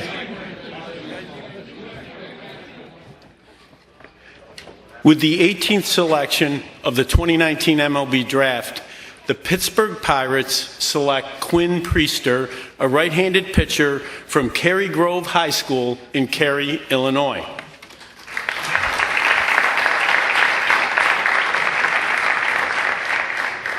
The St. Louis Cardinals have the next selection. Yeah, this kid is 6'3", 198 pounds, Quinn Priester, and he's one of the more popular pitching prospects in our building. A lot of our experts love this kid. His four-seamer reaches 97 miles an hour. He's got a two-seamer as well, and he's standing in our draft spotlight. I'm Quinn Priester. I'm a right-handed pitcher, and I'm from Cary, Illinois. Competitive, team-oriented, and detail-oriented. My favorite player right now is Jake Arrieta. I try and kind of take after him in his footsteps. My favorite movie is either Inception or The Sandlot. My pregame meal is peanut butter jelly and pretzels. This guy's an elite athlete, I'm telling you, and they're right. The velocity has ticked up. Dan, it's one of your favorite guys, by the way, in the draft. You love this kid. You were raving about him yesterday in the meeting. The fastball is 95 to 97. He's hitting the gun. Can sit 92, 93. He's got a little bit of a curveball. But I love the multi-sport athlete, and this guy's a multi-sport athlete, an elite wide receiver. You see him go up and get one here in high school. So these are the type of things that you're taking, not just some guy that's a dead brain heaver, so to speak, as Dan Plesac would say about a lot of pitchers that just throw hard. This guy's an athlete. And I love the fact that an athlete's going to be a guy that bounces off the mound. He's going to be able to make adjustments with his deliveries, all kinds of different things. So I love this pick. I love this kid. Hey, Jim Callis, 97 miles an hour from a 6'3" high school right-hander. Why wait till 18? Why is he off the board at 18? Teams get scared of high school right-handers, and they don't always go as high as they necessarily should, although we had him ranked, I think, right at 19th on our list. But I think Dan and I might have to fight over who likes this guy more among the high school pitching crop. He does hit 97, but scouts will tell you he has so much movement on his two-seam fastball at 92, 93. They think it's almost a better pitch. He's got feel for change. The curve is really good. So athletic. The delivery works well. I just think this guy has a huge ceiling. And what's been great about him, he's from Illinois, first rounder pitcher, high school guy from Illinois since Mike Fulton-Evans in 2010. The weather up there, I live up there, is terrible. And this guy, no matter what the conditions were, came out every time this spring. Good outing after good outing, good after good outing. If you're an area guy and you brought your cross-checker in to see him, he always saw him good. It wasn't like he ever had a down day. And, I'll throw another comp at you. This one gets bandied about a lot because he's a wide receiver and he's athletic. He's got a little bit smaller version of Jeff Samardzija. You hear that one a lot, but he is so much more polished as a pitcher at the same age than Samardzija was. I was expecting like a Tom Brady comp from you. I gave you football. I should have done multi-sport. You're right. Again, that's the third straight high school righty the Pirates have taken in the first round. Don't go anywhere. The Cardinals are up next at 19. The Cardinals are on the clock at pick 19. This is St. Louis's fourth time picking at 19 over the last decade. Their previous selections were Shelby Miller, Michael Waka, and Marco Gonzalez. Will the Cardinals go with another arm at 19 this year?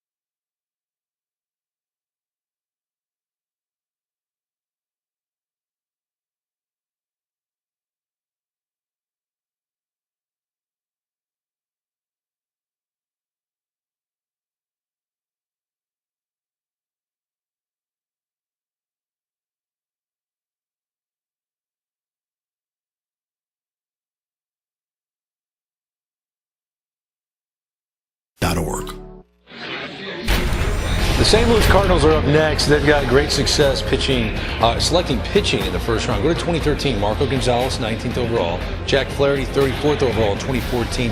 Luke Weaver, 7 picks in front of him the same year. And then Dakota Hudson in 2016, 34th overall. He's also in the big leagues. Remember this guy in the big leagues? Oh, yeah. Jason Isringhausen, former stopper in the 9th.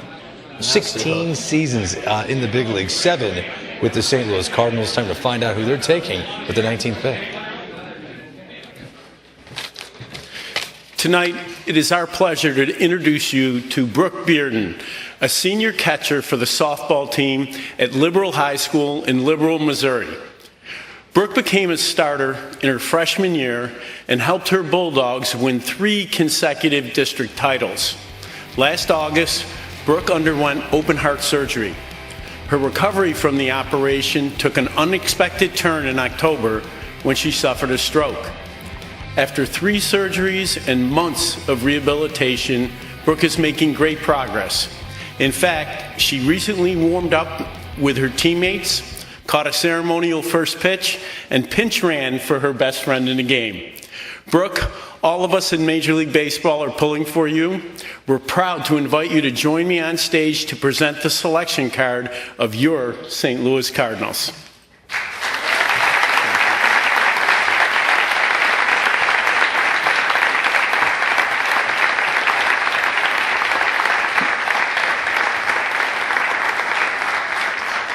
With the 19th selection of the 2019 MLB Draft, the St. Louis Cardinals select Zach Thompson, a left-handed pitcher from the University of Kentucky.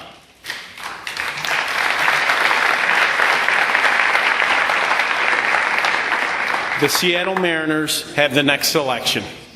Zach Thompson, a dominant SEC southpaw, standing at 6'3", 225 pounds, put together a monster season for the Wildcats. ERA under 2.5, 130 punch-outs in 90 innings. Now, he did miss 2 months last season with an elbow ailment, but he was healthy this year. Now let's check in with our dominant southpaw, Dan Plesac. And Zach Thompson is off the board. Very polished college pitcher from Selma, Indiana, University of Kentucky.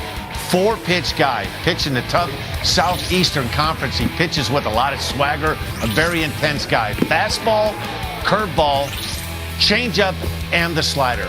Right now, the slider is his most advanced pitch. There's a good look at it. A swing and miss pitch, and he pitches with a lot of emotion.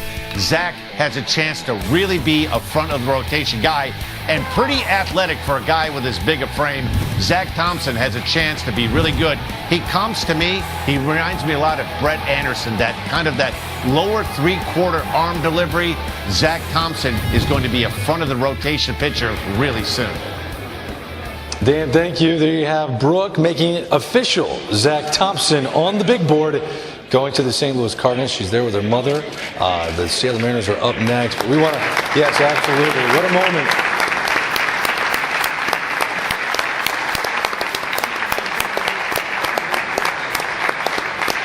Getting a chance to put the name of her favorite team, the St. Louis Cardinals, and having Zach Thompson's name on the big board. Pat Casey, familiar with this college southpaw. He joins us now from Studio 21. Pat, what are the Cardinals getting in this lefty? Well, first of all, Brooke, you made a great selection because they're getting someone that could probably get to the big leagues as quick as anybody. I agree with Dan 100%. 4-pitch guy. That change he doesn't use very often can be filthy. Spin rate's very, very high on the slider, 84 to 86. Had a monster freshman year, struggled a little bit sophomore year, came back this year, 6-1 in a great league, 2.4 ERA. Man, this guy can really, really pitch. He's athletic, kind of an emotional guy, and really developed into a guy that handled that, really matured on the mound. I see this guy, Mike Stanton, if he has to be at the end of the bullpen. I like Matt Boyd, my guy there in Detroit. You know, if he's a frontline starter, middle of the rotation starter, but I think this guy could fill a couple different roles for you. He's going to get there in a hurry. A bullpen comp and a starter comp. Yeah. Pat Casey, I cheating like on those guys that are killing me on the table. I'm leaving them on. Pat, thank you. I think he's the fastest to the big leagues. Harold did say that. I wonder if Jim Callis agrees with you. Of all the pitchers, is he the fastest to the big leagues? I think Nick Lodolo is the fastest to the big leagues. I think Zach Thompson's got a little bit higher ceiling. I think there's a little bit more power to his stuff. He's shown a lot more polish this year. The real question coming into the year was he going to be able to stay healthy after missing time with elbow issues last year, having shoulder issues coming out of high school? And he answered the bell. He's had a great year in the Southeastern Conference. And a little sneak preview, Greg, I think we might see 3 or 4 more SEC left-handers go before the night is over. I think he's going to be the first of a run. How's the mock holding up? I think I'm doing pretty good. I think I'm 1 up on Carlos and 2 up on Jonathan. Carlos is keeping the details. Carlos is keeping track. So next time you get Carlos, here, ask him. I'm keeping track. I'm telling you what, don't play fantasy baseball against Jim Callis. He'll remind you how many runs he's beating you by. He's all about that. Again, a look at our big board. It started with Adley Rutschman, number 1 to the Baltimore Orioles. Bobby Witt Jr. went right after that to the Royals. At number 19, we just saw Zach Thompson go to the Cardinals. The M's are next.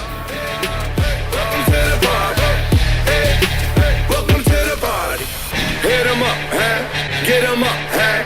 Put 'em up, huh?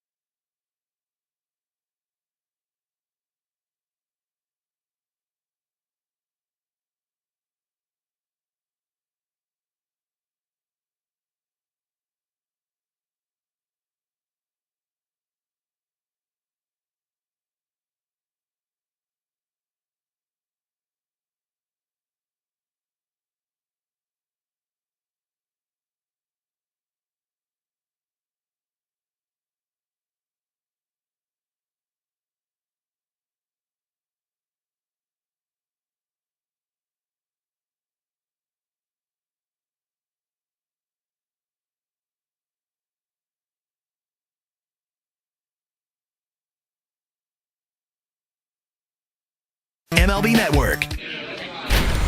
The Seattle Mariners are up next inside their draft room. This is a farm system ranked 14th overall by Baseball America. Tonight representing the M's, a guy that, Harold, you know rather well, Bill Swift in the house. Nasty sinker. What's up, Swifty? Yeah, he was second overall by the M's in 1984. He played 7 seasons with the Seattle Mariners. Changed the direction of the organization, that guy. Oh, maybe this next pick will. There you go.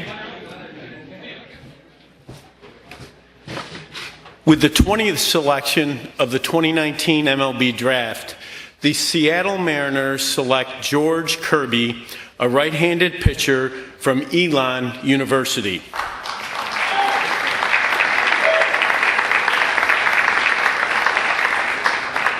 The Atlanta Braves have the next selection. There are pitchers with plus control. Then there's George Kirby. Listen to these numbers. 88 in the 3rd innings. The best strike thrower in this draft class, fanned 107, and he walked 6. All year, 6. Those numbers obviously caught Trevor Bauer's player's eye. George Kirby, 6'3" righty out of Elon, 91 and 93 fastball right now, but he's shown the ability to bump it into the mid to high 90s at times. He's clean overall mechanically, but a couple small tweaks here and there should allow him to bump that cruising velocity up into the 93 to 95 range, which as a righty in today's game will be extremely important for him moving forward. He's a fastball, changeup, curveball, slider type of pitcher, and he's shown elite feel for all of those offerings. His season walk totals actually look more like one game for me, which is impressive on its own, but when you add in the strikeouts, more than a strikeout per inning, it gets even more exciting. He doesn't walk people. He misses a lot of bats. He's put together an impressive college career. A lot to be excited about with George moving forward. Is it just me, or is it scary how good Trevor Bauer is? Oh, it's scary. He's good, man. Yeah, it's incredible, and he enjoys it. George Kirby, 6'4", 201 pounds. Carlos Collazo, Baseball America, I want to go to you. He brought something up. If you add velocity, if he can gain velocity, what kind of pitching impact can he make? Yeah, I think it's going to be fantastic. I mean, we think that he'll have a plus fastball in the future, kind of like Bauer talked about. It's not the most electric with velocity at this point, but he spots it to both sides of the plate really well. He's got plus command, very easy and clean arm action. The best strikeout to walk rate in the country, I believe. He's a guy who can spot all of his pitches. We talk about upside arms. Kirby, I don't think is that, but he's a very high floor pitcher, and that's very valuable. All right, Carlos, thank you. So the Mariners take another pitcher from a smaller school. Last year it was Logan Gilbert from Stetson. Not exactly a power conference there as well. This is C.J. Abrams. The reason C.J. Abrams is interesting, he was selected 6th overall by the Padres. He was celebrating for such a long time. It was hard to get a hold of him, but we're going to fix that right now. And C.J. Abrams joins us now on MLB Network. C.J., first off, congratulations on going 6th overall to the Padres. Your reaction to that, and what do you know about the Padres organization? Oh, it's a good fit for me, you know. Coming from Georgia, it's a long way out there. The weather's nice, and the grind starts now. Hey, CJ, it sounds like you got quite a party going on there, man. I want to ask you this. A lot of these guys keep talking about he might move to the outfield, and you played outfield in the USA Tour. But I look at you as shortstop, definitely an infielder, and not moving. I'm curious your thoughts. Definitely. I see myself as a shortstop. You know, this past offseason I didn't play basketball, so it gave me time to work on my defensive craft, and I see myself staying at the shortstop position. CJ, it's Jonathan Mayo. Congratulations. You know, everyone talks about power these days, but you bring a different tool in terms of your speed. How much pride do you take on that game-changing speed, helping you on both sides of the ball? I definitely take pride in my speed. You know, I use my speed I use my speed and what's it called? So I go down to Lennox Mall and I work on my speed, and I just take a lot of pride in my speed and use it to my advantage in the game. CJ, enjoy that party. It looks like I'd love to be at that party. Enjoy the rest of your night, all right? Yes, sir. Thank you. I learned something. I gotta get to the Lennox Mall. I gotta start working. I use my speed. Get faster. Yes. My speed is it's not a tool right now. It's not one of my tools. I think what happened, he saw himself on TV like, oh wow, I look good. My hair is tight. Yeah, all of his high school buddies are around him flexing. They're like, I'm looking. I love it. That was beautiful. Up next, the Atlanta Braves. This is their second pick of the night. Let's go inside their draft room. They already took Shea Langeliers, who is the catcher from Baylor. Terrific defensive catcher with the 9th overall selection. This is a stacked farm system, and they're about to get even wealthier. The 21st pick is right now. With the 21st selection of the 2019 MLB drafts, the Atlanta Braves select Braden Shoemake, a shortstop from Texas A&M University.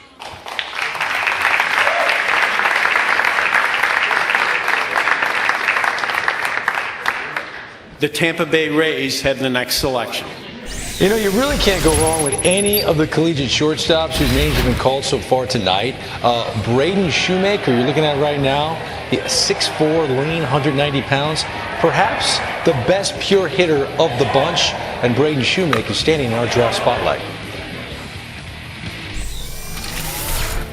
My name is Braden Shoemaker. I'm a infielder. I go Texas A&M. I like to be vocal on the field, have a lot of fun, and play hard, play fast. All growing up, I tried to model my swing after Joe Mauer. I watched a lot of video with my dad on him. I go fish a lot with a couple of guys that graduated from my school last year. And my favorite movie is Step Brothers. My guilty pleasure, probably cheesecake with strawberries on top. Yeah, you can't forget the strawberry. No, very important. And now there have been other comparisons for this guy to a Ben Zobrist because of potential defensive versatility down the line and his, gap-to-gap swing. Carlos Pena, what do you think of Braden Shoemaker? All right, guys, so as you can see, there's a lot of talent at the shortstop position, and Braden Shoemaker is one of these guys we're going to keep an eye on. He's got very nice swing, incredible hand-eye coordination, barrel to baseball skill. This level swing right here is a very high probability swing. Reminds me of Mickey Tenlington if you take a close look. And again, he is 6'4", 190 pounds, so it's very conceivable that he's going to grow into that big frame and actually start hitting for power as Tenlington used to. If he grows into that frame, he's definitely going to increase his power, and I'm going to keep an eye on this kid. It's going to be an exciting future to watch. All right, comp of the night. Jim Counts, I apologize. That football comp was great, but Mickey Tattleton, I didn't expect to see video of Mickey tonight. Wow. Pat Casey, Oregon State baseball legend, joins us now. Pat, let's be candid here. We agreed on the comp, right? I said Ben Zobrist's name, and did you write that name down? Yeah, I can't use Ben Zobrist now. Because, I know you can. What are you doing to me, man? Would you like to use Mickey Tattleton instead? Yeah. This is Harold Reynolds. What else do you think of him? Hey, I love this guy. The one thing when I wasn't on the field this year, I got to watch a lot of baseball. I bet I watched this guy play 7 or 8 games, and there's something about his game that I just love. Can he stay at shortstop? Coach Childers says, yeah, he can, but he thinks his best position may be going to center field. Now, if you got a guy that's 6'4", 205 playing center field that can run, and I agree, he's going to have power. Hit 11 home runs as a freshman. That's backed off a little bit. He doesn't swing and miss very often. He makes contact. But this guy, one at bat will hit a ball down the left field line, the next at bat hit it down the right field line. He likes to get dirty. He likes to play. He loves the game. He's going to play for a long time. There's something about his game that is special. So Langoliers and then Shoemaker. So far, so good for the Braves. When we come back, we've got the Rays at 22 and the Rockies at 23. Coming up next, it's the Rays and Rockies. 5 years ago, Colorado made Kyle Freeland their first-round pick. Will Colorado look to add more pitching this year? This is the 2019 draft on the MLB Network. We'll be breaking borders underneath our feet.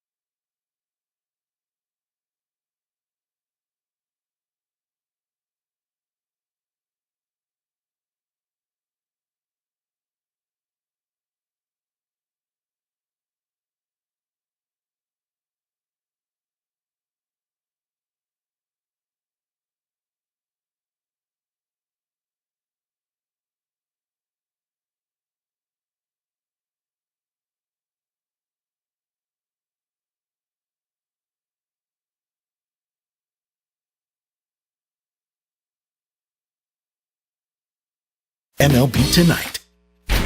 Tampa Bay Rays, the 22nd overall pick inside their draft room. A stacked farm system, according to Baseball America. It's ranked second overall. Rob Metzler in his fourth draft, the scouting director there of the Rays. We got BJ Upton in the house. It was fun hanging out with him. Guy could be on TV. Yeah, BJ's here. He's all smiles. I wonder if he knows who they're taking with the 22nd overall pick. He does. We're all about to find out.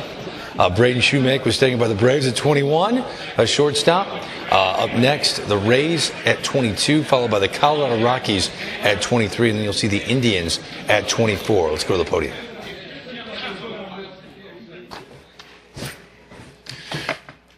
With the 22nd selection of the 2019 MLB Draft, the Tampa Bay Rays select Greg Jones, a shortstop from UNC Wilmington.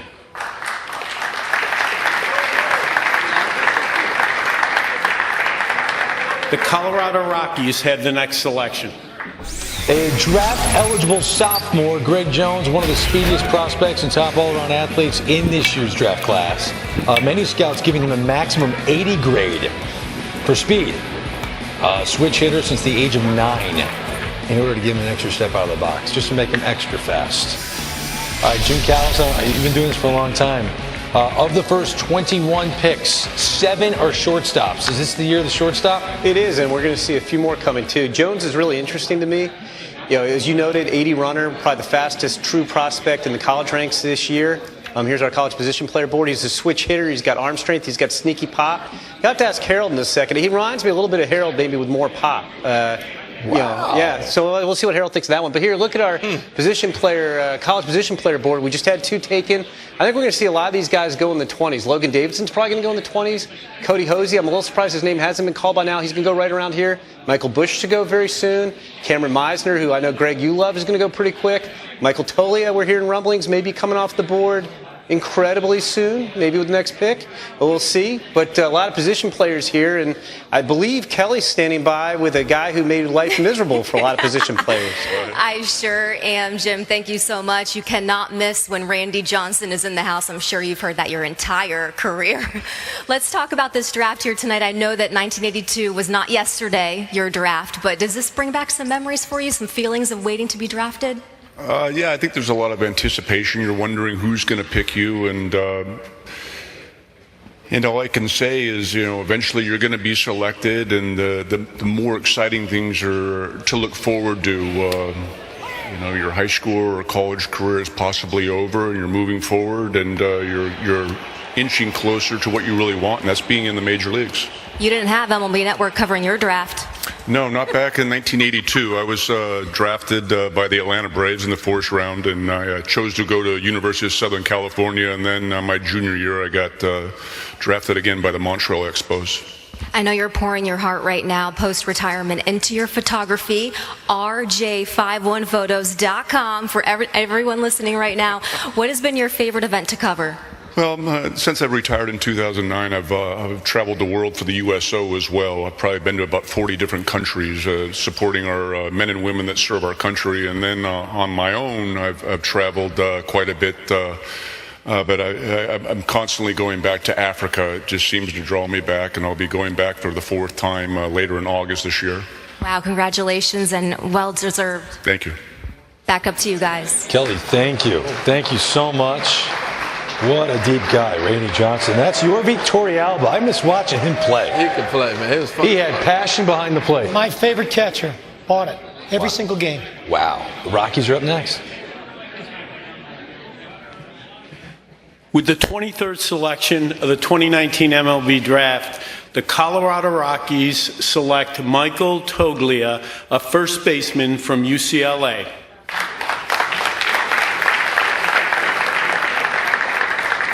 The Cleveland Indians have the next selection. All right, let's talk about Michael Toglia. 6'5", 201 pounds, UCLA. Some scouts gave him the 60 grade for his power. Others are putting it closer to 70 on the 20/80 scale. Switch hitter out of the Pacific Northwest, power to all fields. So you know our slugger Cliff Floyd wants to talk about him. Michael Toglia, I like this kid a lot, and here's the reasons why. Watching him play and the balance he has at the plate, little slight open stance, but he gets his hands through the zone and he covers the whole plate. When you cover the whole plate, you give yourself a chance to hit mistake pitches and hit them all over the field. You see the pop in the bat, hitting the ball at the scoreboard, had a chance of hitting Fenway Park. And he's a switch hitter. So you look at it from the right side, more of a singles hitter, doubles type of guy, but the left side, you see more of an uppercut slash, stay through the baseball, and he can hit tanks. But when you watch him coming through the zone, we like comps in this building, and my comp for him is sitting there looking at Mike Moustakas, the big moose, and on the other side of the ball, you can play good defense. Can't teach instincts, but you love this kid, and I look forward to seeing him at the next level. He's one of the youngest college juniors in this draft. Cliff, thank you so much for that. Tolia, probably thrilled. You get to find out if you make it to the big leagues, half your games are at Coors Field. That's pretty cool. Pat Casey faced him a lot. Again, he was at UCLA, Pat Casey at Oregon State. How do you think his game has evolved through his college career? Well, I've seen him hit for a long time. As a high school kid, he's obviously got a lot better. He's really matured. I think early in his career when he was a freshman, we felt like he was a better hitter right-handed. Right now, he's hitting the ball both sides. Colorado, I think, drafted him out of high school. I think he's 35th round pick by Colorado in high school, so they must know the ball's going to jump for him. Can really defend at first base. They've talked about moving him to the outfield, but for me, if a guy's got a chance to be a plus defender at first base and have power from both sides, you leave him at a position where he doesn't have to run around out there and he can stand on the corner and lean on the pole. So I like this guy. I talked to John the other day about him, said that he's more mobile than people think. He's young. He's going to get better. He says he's got a great attitude for the game. So excited for this young man. Pat, thank you. We have a lot of people going, these guys are, every pick's great, every player's awesome. Well, it takes time to develop. It's not quick to the big leagues for any of these guys. I think it was interesting Pat's perspective because Pat being at Oregon State and with him being from Gig Harbor, Washington in the Northwest, clearly recruited him. So he saw him in high school and then all the way through college. But he's got some pop. Yeah, he's got a very projectable frame, too. He's going to get bigger and stronger. He is young for his age. So, an interesting kid. The Indians are up next at number 24, and that's coming up after the break. The Indians will pick at number 24 when we come back. Plus, the Dodgers have scooped up some of their biggest names on the first day of the draft. Who will be LA's next first rounder? They pick at 25. Don't miss it.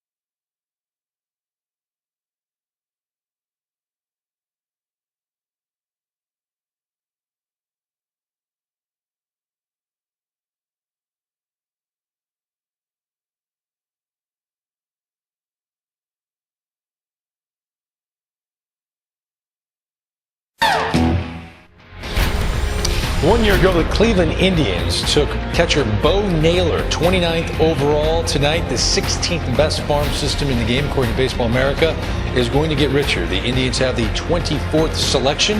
We just saw Michael Toglia go to the Colorado Rockies with the 23rd overall pick, a first baseman / outfielder from UCLA, Carlos Baerga. Talk about a switch hitter. It was fun to watch. My goodness. He was good. He had some power. Yeah, could make some plays at second base. He can rake. He could hit in the middle of the night, sound asleep. Let's go to the podium. With the 24th selection of the 2019 MLB Draft, the Cleveland Indians select Daniel Espino, a right-handed pitcher from Georgia Premier Academy in Statesboro, Georgia.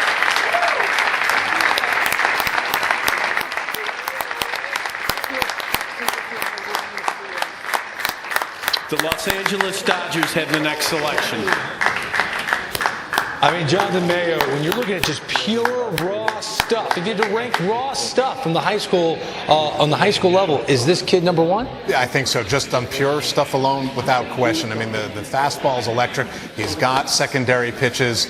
All of that really works for him. It's electric stuff. And the only concerns at all were the size. And I'm not really worried about it because I think he's strong and athletic. I think it's an exciting pick for the Indians. I'd like to see them going high upside here. 100 miles an hour. I think he's got the best stuff in the draft, not just high school. Really? He's that good. We got a chance to meet him, talk to him, and what a driven young man. Oh, yeah. What a terrific young man. Lives well. Panama, came here as 15 years old.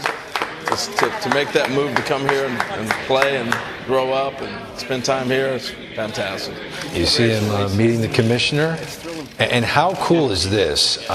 Current Cleveland Indians pitcher Trevor Bauer breaking down the Indians' first pick of the night, Daniel Espino, who's in the player's eye. Daniel Espino, a 6'2" high school righty, originally from Panama. He moved to the United States a couple years ago, and man, does this kid have some electric stuff. He's comfortably in the mid-90s. He's already touched triple digits with his fastball, a couple power breaking balls, and he reminds me a lot of Tyler Glasnow. He's got that high heat, that nasty breaking ball. If you have those two things, you don't really need a whole lot else. The craziest thing to me, though, with this kid is for how good he is already, I still see areas he can improve on a little bit. If you freeze the video here at release, you can see him kind of dumping his posture off a little bit towards the first base dugout. There's a little curvature of the spine. He runs away from his arm a little bit.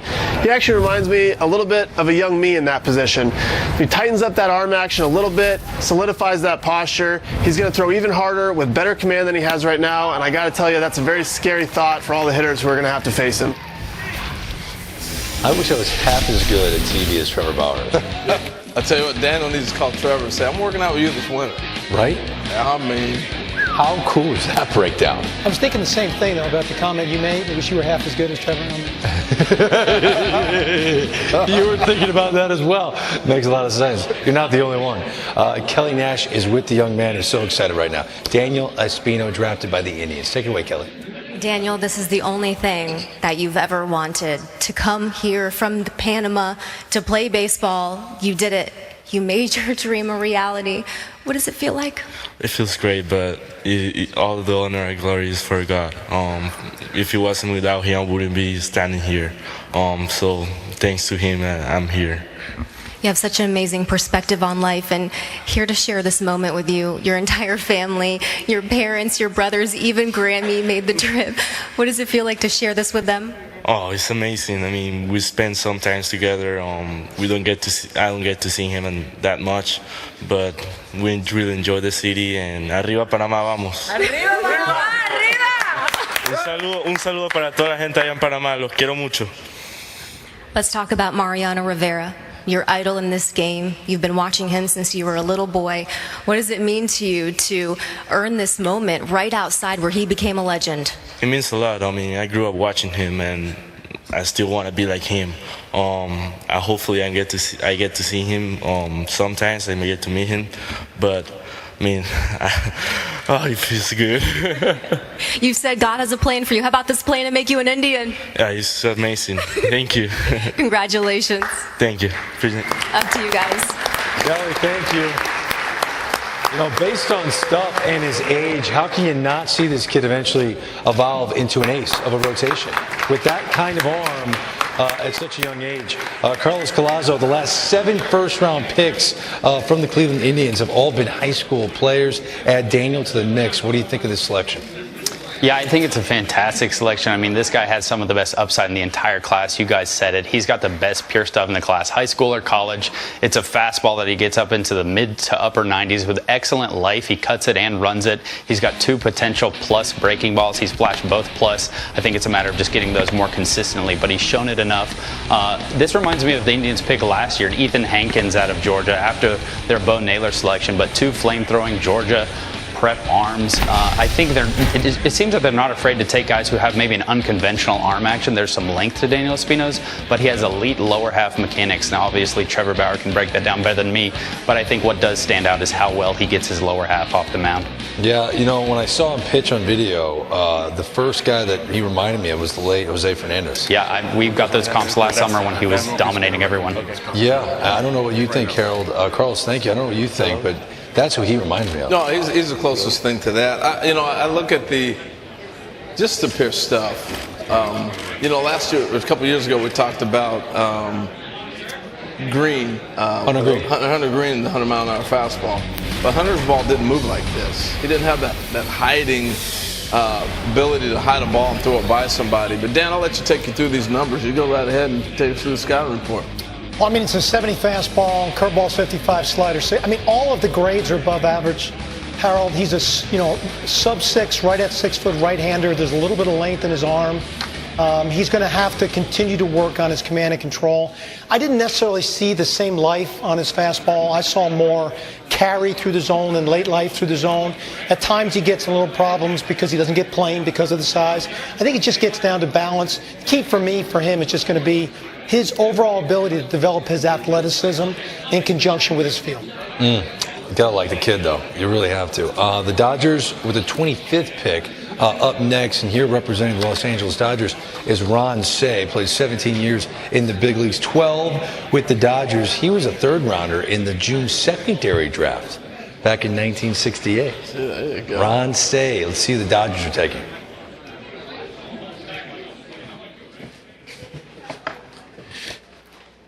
With the 25th selection of the 2019 MLB Draft, the Los Angeles Dodgers select Cody Hosey, a 3rd baseman from Tulane University.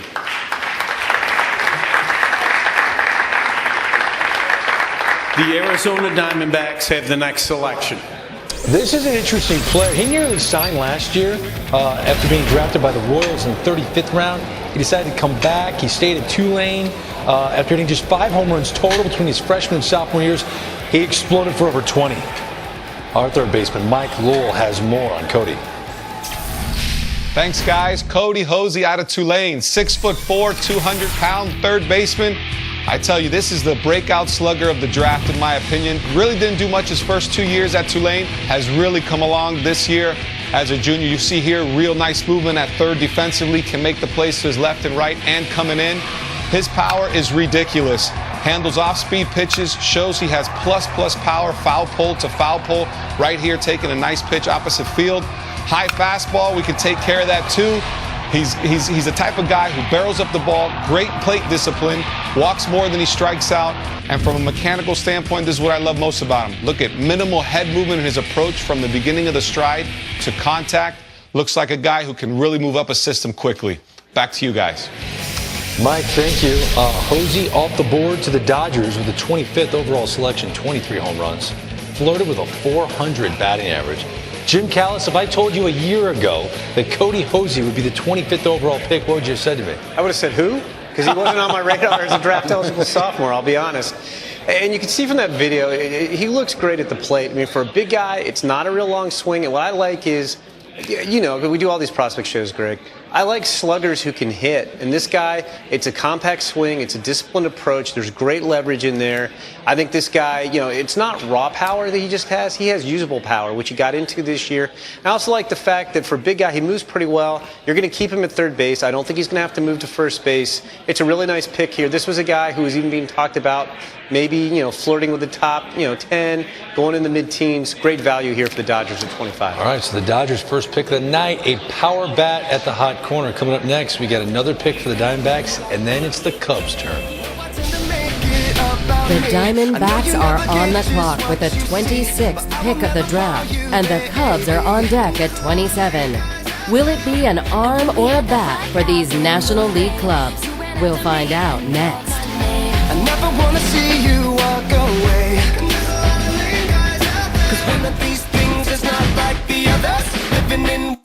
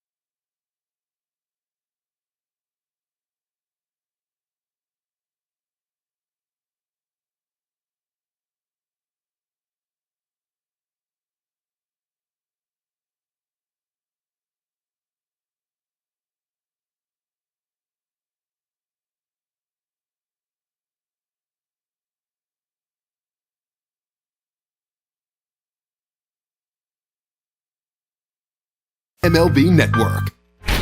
It's the second pick of the night for the Arizona Diamondbacks. This pick is compensation for not signing last year's first-round pick, Matt McLain, a right-handed pitcher.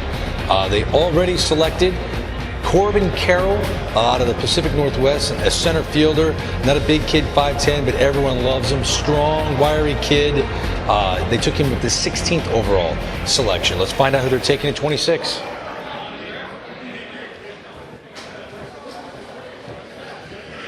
With the 26th selection of the 2019 MLB Draft, the Arizona Diamondbacks select Blake Walston, a left-handed pitcher from New Hanover High School in Wilmington, North Carolina.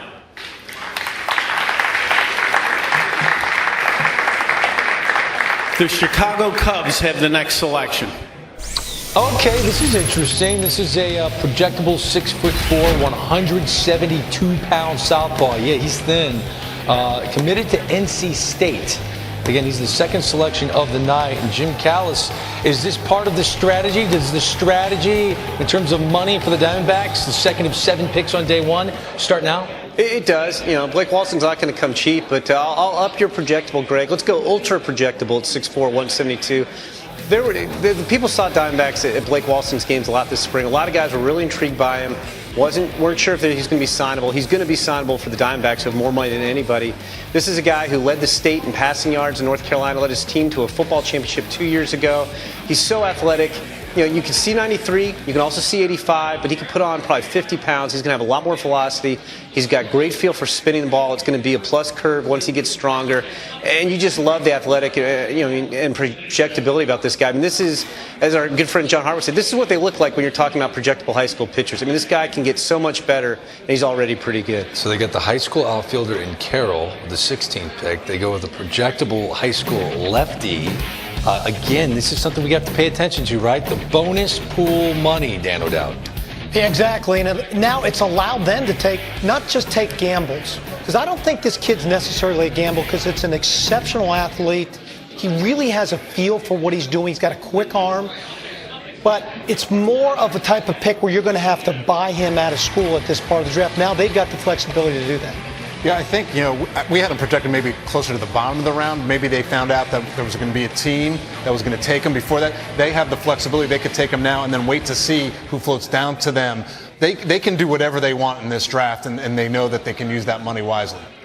Do you automatically think money's saved here, and now they're going to go big with their next pick? No. They're the most fascinating team of the night to me, obviously. No. Right. No, I don't think they don't really need to necessarily yet. They can save money later on day 2 if they really want to. What do you think of the Diamondbacks so far? 2 high school players. Yeah, that's what I was going to say. 2 high school players. It looks like they're starting. What you like to do is get guys that are going to come together. They're going to come through your system together. I think they feel pretty good where they're at as they continue to develop. We'll see. Well, and again, too, this is not a draft that's deep with college pitching. So as they got in their room at this point in time and they started analyzing the rest of their boards, we talked about there's still some really good-looking young high school position players out there to go get. So they looked at the depth of what was left. Because, when you start to get at this point in the draft, though you're working off your overall board, you're starting to look at your depth boards too. Yeah. What you have by position, and now you begin to balance it. You want the best player, but the best player sometimes gets a little blended now at this point in the draft. And they know that there's good college pitching value coming in the second round, so they can get college pitching later on if they want to and take the best players that are there. Because of that financial flexibility, they can continue to do that. Yeah, a year ago, or maybe 2 years ago, Pavin Smith is who they took with the 7th overall selection. That was a college bat. So far, we got 2 high school kids. We just saw Hosey go to the Dodgers at number 25. Next up is the Chicago Cubs. Now, the Cubs are fascinating to me, Harold, because they're ranked 29th. Their farm system is 29th, and it's something that Theo and Jed did a great job when they built the World Series champ. They built a farm system. Is it time to do it again? Well, and one of the things they did is they built offensive, athletic players and figured they could add the pitching, which they did with Lester and so on. So we'll see if they start to go back with the same formula where they're building. We're going to draft position players, and then we can always go get the pitcher on the free agent market. The price you pay when you do go to the World Series is you churn your system pretty hard. So it's not a byproduct of them not having good drafts. It's a byproduct of them trading away all the players they traded away to go get the pieces they were trying to get to win a World Series and continue to compete year in and year out. It's a really well-run organization with an exceptional development arm within that organization. Could you imagine or use their farm system? I mean, think about how much homegrown talent they have in their lineup right now. I mean, they've got a lot of guys in the big leagues. So it's not just through the trades. But, yeah, you can't win and maintain a farm system for that long. It's not sustainable. I remember Amaro. You had Gleyber Torres. You end up having Javi Baez. I mean, those are some pretty good offensive guys. Well, Dylan Cease, too. Yeah, that's a really Ian Happ, who was a hot commodity for a while. Kyle Schwarber was a college bat. They've been known for college players lately in the first round. And bats, yeah. Yes. So this could be a perfect draft for them. And in terms of college position players, there's still a lot to pick from. If they want to stay with that theme, my guy Cameron Meisner is still out there. Your guy. I mean, Logan Davidson is still out there. I mean, there's some absolute Bush, North Carolina, that fit what they like. Yeah. Yeah, there are guys that can swing the bat. For me, there's some high school position players like Gunnar Henderson and some of those kids. For me, that are better at this stage of the draft, too. I believe that when they get to the big league level, they'll impact even more than some of the guys, not all of them, but some of the guys that were just mentioned. Yeah. See, Sammy Siani is a guy they like. That'd be a type of player that they take, in my mind. In your mind, not according to your sources, Ryan Sandberg. Listen, my sources, yeah. The Hall of Famer is representing. They'd like to find somebody like that. It's about to find out who they're taking with the 27th pick. With the 27th selection of the 2019 MLB Draft, the Chicago Cubs select Ryan Jensen, a right-handed pitcher from Fresno State University.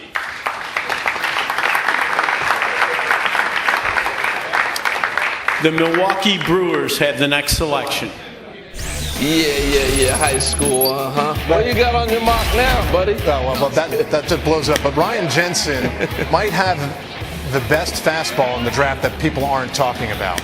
And he was really lights out late in the year. I got a text from a scout who was saying that he thought it was the best fastball he'd seen all year. It's upper 90s. He maintains his velocity. He was throwing 97, 98 in the seventh inning. What he is from there really kind of depends. He may be a reliever profile. He's not the biggest guy in the world, but he can spin a pretty good breaking ball.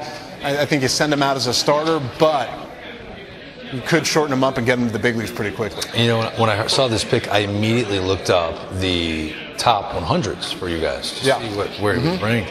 Baseball America had him at 109. Jim Callis, MLB.com, which you have a hand in, with 99th. Boy, Greg's coming hard. Yeah. No, I'm just saying, Ryan Jensen out of Fresno State was ranked 99th on MLB.com, and he goes 27th overall to the Chicago Cubs. Okay, so we can glorify all of these picks, but Jim Callis, why was he ranked 99th by MLB.com? I'm going to blame Jonathan Mayo because he does the West for us. I'm just kidding, Jonathan. No, I know. Just throwing him under the bus. No, he's a fastball guy. He's not the biggest guy in the world. I think you have some receiver risk with him a little bit. I think the reason we're seeing him go here, we've talked about it all day. The college pitching is just not very deep, and we're going to maybe see a couple more college arms pushed up into the first round because, there's never enough pitching. And we're going to see more. Here's our board right now. I think Seth Johnson from Campbell could go very soon, maybe in the next couple picks. You've got a run of I talked earlier about the Southeastern Conference left-handers, John Daxakis, Ethan Small, TJ Sikkema. I think all those guys could push up into the bottom of the first round, sandwich round, early second. And then you got some really talented writers. I've heard some Dre Jameson in the first round out of Ball State, Isaiah Campbell of Arkansas, Matt Cantorino of Rice. We're going to start to see these guys go because there's still some good hitters on the board, but teams want pitching. So this is our first surprise of the night. This is the biggest surprise of the first round by far to this point. There are more surprises in store. Jim, Number 98 might go pretty soon. Number 98, Ryan Garcia might go pretty soon. He just won't stop. I love his energy. The Brewers are up next. The Brewers have made good use of their late first-round picks. In 2012, Milwaukee took Mitch Haniger 38th overall. In 2008, the Crew selected Jake Odorizzi 32nd overall.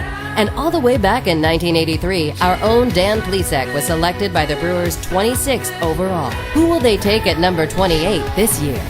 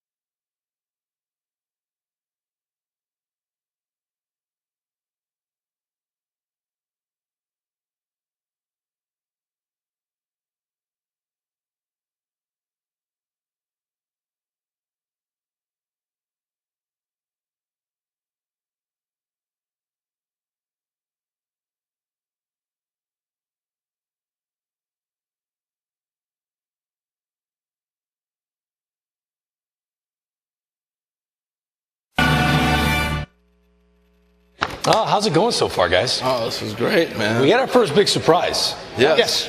That was the Cubs. Shocked us. Now, you expected this draft to be a bit murky after the top 3 to 5 guys. Yep. Has it been that way? Probably not. Probably not as murky as I thought it was going to be. So the good part about that is clubs are lining up their boards and they're taking the players that they like according to how they like them. Yeah. Like even the Cubs. So he may not be ranked on a lot of boards, but on their board is the only thing that counts. Yeah, but 99 to 27. We've been doing this for a while. That's a large disparity. And listen, it happens. I think Jim was right with the dearth of college pitching. If there was a college pitcher you like, you need pitching. The Cubs have struggled with developing pitching in their system. Granted, they've traded guys like Dylan Cease away, but it's been a struggle. So they went and got the fastball that they liked. Yeah. I'm looking to see when they pick again. They're, 64? Do they have any others before that? To me, that sounds like they got a little bit of a deal. Oh, you think so? That's Taylor Green sitting with Gord Ash, the Brewers' Vice President of Baseball Projects. Taylor Green's the supervisor of pro scouting. He was drafted by the Brewers in the 25th round back in 2005. It's time to find out who the Brewers are taking at number 28. With the 28th selection of the 2019 MLB Draft, the Milwaukee Brewers select Ethan Small, a left-handed pitcher from Mississippi State University. The Oakland Athletics have the next selection. Ethan Small, 6'3", lefty from Mississippi State, redshirt junior. Why redshirt? He missed all of 2017 due to Tommy John surgery. He's been good since he came back. Doesn't throw as hard, at least not yet. Sometimes it doesn't take more than 1 year. Oh, that's a great comp. Wow, Ethan Small. What do you think of that Rich Hill comp, Jim Callis? It's interesting. He doesn't have that kind of breaking ball. In fact, you'll go games where you won't really see him throw a curveball at all. But he's got, I don't even know how to describe this the best way, one of the more elite fastball shapes in this draft is the way a team described it to me. It's 86 to 92. And he'll throw it in the strike zone, and guys just swing and miss at it. They don't see it. I don't think it's elite spin rate. It's an unusual shape. He gets good angle on it. His changeup's actually better than his curveball. And I've asked scouts, how good is the curve? And they say his fastball's so good, he can go through a game throwing 80% fastballs and mix in 20% changeups, and you might only see a curve or two. But yeah, it's interesting because usually when you think of the Tommy John guys, you think of these guys coming back and throwing harder. And he threw harder before he got hurt, but he's a much better pitcher and much more effective now. Now, to defend the Rich Hill comp for my good friend Harold Reynolds, I will say, you talked about the fastball. This kid was one of the college baseball's top strikeout guys. Motion. Well, no, but Rich Hill's fastball last year was I believe this year too, one of the best in terms of swing and miss in all baseball because everyone was thinking about the secondary offerings. So maybe Ethan Small is similar in that regard. Well, but they swing and miss at the fastball because his breaking ball is so elite. Yeah. But one thing, this guy's percentage of fastballs thrown in the SEC was phenomenal. So it's not like the coaches in the SEC are prepared for games too. So they knew his percentage of fastballs was going to be high, and he still had success in a very but if you're throwing at that velocity into pro ball, and we're talking the big leagues, he's got to come up with some secondary stuff. Well, that's a concern for me, H, because a field of spin or breaking ball, I don't think is something that's taught. I think it's something you naturally have a feel to do. Yeah, and if you're a Brewer fan, Jonathan, and you hear we just drafted a guy that had Tommy John surgery, that's becoming the norm. I don't think that's a big deal anymore, really. You see more and more teams willing to do it. I mean, more and more guys are having the surgery early in their career, often as amateurs. I think every year that we're sitting at this desk, it's become commonplace where there's at least one or two, if not more, arms who had elbow surgery before the draft getting taken in the first round. The fact that we see so many of these college bats that are still out there, is the price tag too high? There's less leverage for the college bats, so I don't think so. It may be just a question of what you like. It may be the Milwaukee Brewers. I had them going with more upside with a high school arm. They were looking for pitching and not bats, so the college bats that were still around were not enticing to them. I think when you're talking about the college bat, though, the only bat that you questioned defensively was Vaughn, and the bat is elite. Everybody else has some defensive skills to them. You felt like they can move around. They might be at short. They might be in the outfield. They can play different positions, and they're able to do that and still be able to hit. So the versatility is a big part of our game now, and that's why you're coming off the board and maybe other guys are not. Well, I do believe signability is playing a role right now. Matt Allen, for me, one of the best young high school starters in this draft is still on the board. Yeah. So Right. that's got to be a signability issue in some way, shape, or form. It's not a talent issue. Do you want to look at the board? Let's look at the board right now. Carlos Collazo standing by in Studio 21. Are you surprised that Matt Allen's still out there? Yeah, a little bit, but I think we've seen this in previous drafts where you see a talent that can slide down to a team that maybe has some more financial resources to work with. That could easily be the case for some of these high upside high school arms. Matthew Allen and Brendan Malone are the top of our board. They both have exceptional upside. There's some college bats here that are still on the board that I'm a little bit surprised. I feel like Michael Bush is a guy who I kind of expected to be off the board at this point. I think that could be some good value. You have a number of other pitchers like Jack Leiter and Seth Johnson who are on the board for us. And then you start getting into some more. It gets more cluttered and mixed as far as demographics once you get further down into the 30s. Yeah, Carlos, thank you. It's interesting to see so many options out there. The Oakland A's are up next. They're picking at number 29. Oakland has a, I've seen this guy before, but this person that's representing them in Studio 42, it's Eric Burns? Oh, yeah. He's working the phone. Take who you want, Eric. Take who you want. Eric's making the call. Let's find out who the A's are taking.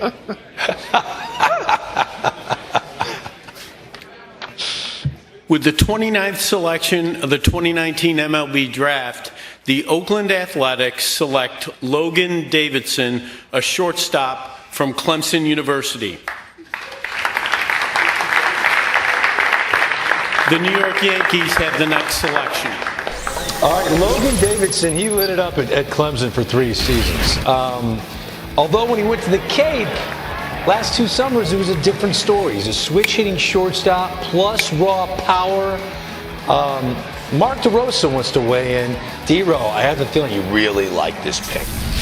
I love this selection right here. Logan Davidson, shortstop, Clemson University. Think he's played hard baseball on the weekends? This guy's battled it out. Let's dive into the tape. He's seen big-time college baseball. He's got some swag, too, putting on the Clemson white shoes. Watch this. Watch the bat flip right here. Get off me. That thing's gone. Switch hitter, 6'3", feel up the middle. When I saw him from the right-hand side, I know he's a lot taller than Jed Lowry, but it screamed that swing from the right side. So if he can have Jed Lowry's career, I think this is a steal of a pick right here. Again, like I said, big-time college baseball, up the middle, soft hands, a big-time arm. I hate to say it's a safe pick, but it's a darn good pick. D-Ro, you're absolutely right. Look, as soon as I saw Oakland A's drafted this young man, I thought Jed Lowry.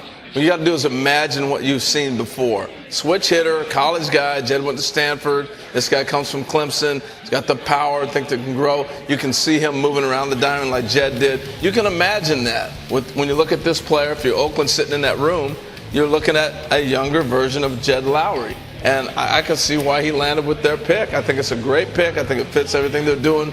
Obviously, I'm a big Oakland fan from last year. I just think the fact that they got a guy that fits something they've seen before. You have to be able to project down the road, and this helps them be able to. Are you worried at all that he struggled 2 summers in a row with a wood bat?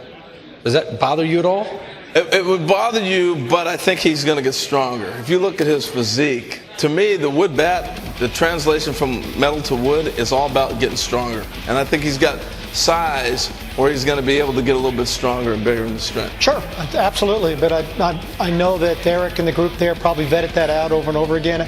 I do agree with H. There's athleticism in this body, but there's still room to fill and to grow. But yeah, I mean, you know, when you check off all the boxes, you certainly would have liked to see him perform better. If he performed better in the Cape League, he probably goes a little higher in the draft than he goes. A lot higher. I think he would have gone up with some of those other college infielders that went earlier or on, probably ahead of a guy like Shoemaker or like that. That's probably the one thing that held him back. I think he's going to figure it out, and I don't know if that matters, you know, if he plays short or if he plays second or he ends up moving around, because I think the offensive profile will work. Historically, does it matter? Do you follow up on guys that struggled in the Cape League with a wood bat and go, you know, they do end up struggling in pro ball? Or is there any connection to it?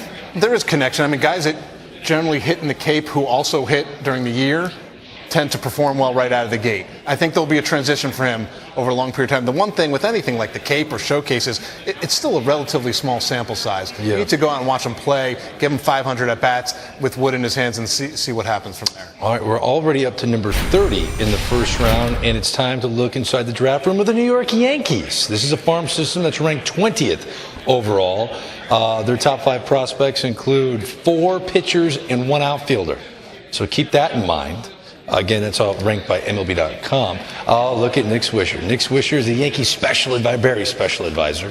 He was the 16th overall pick by the A's in 2002. That's Kelly Rodman, one of the very few female amateur scouts. So good to see Kelly there as well. High-fiving a guy that does that all the time.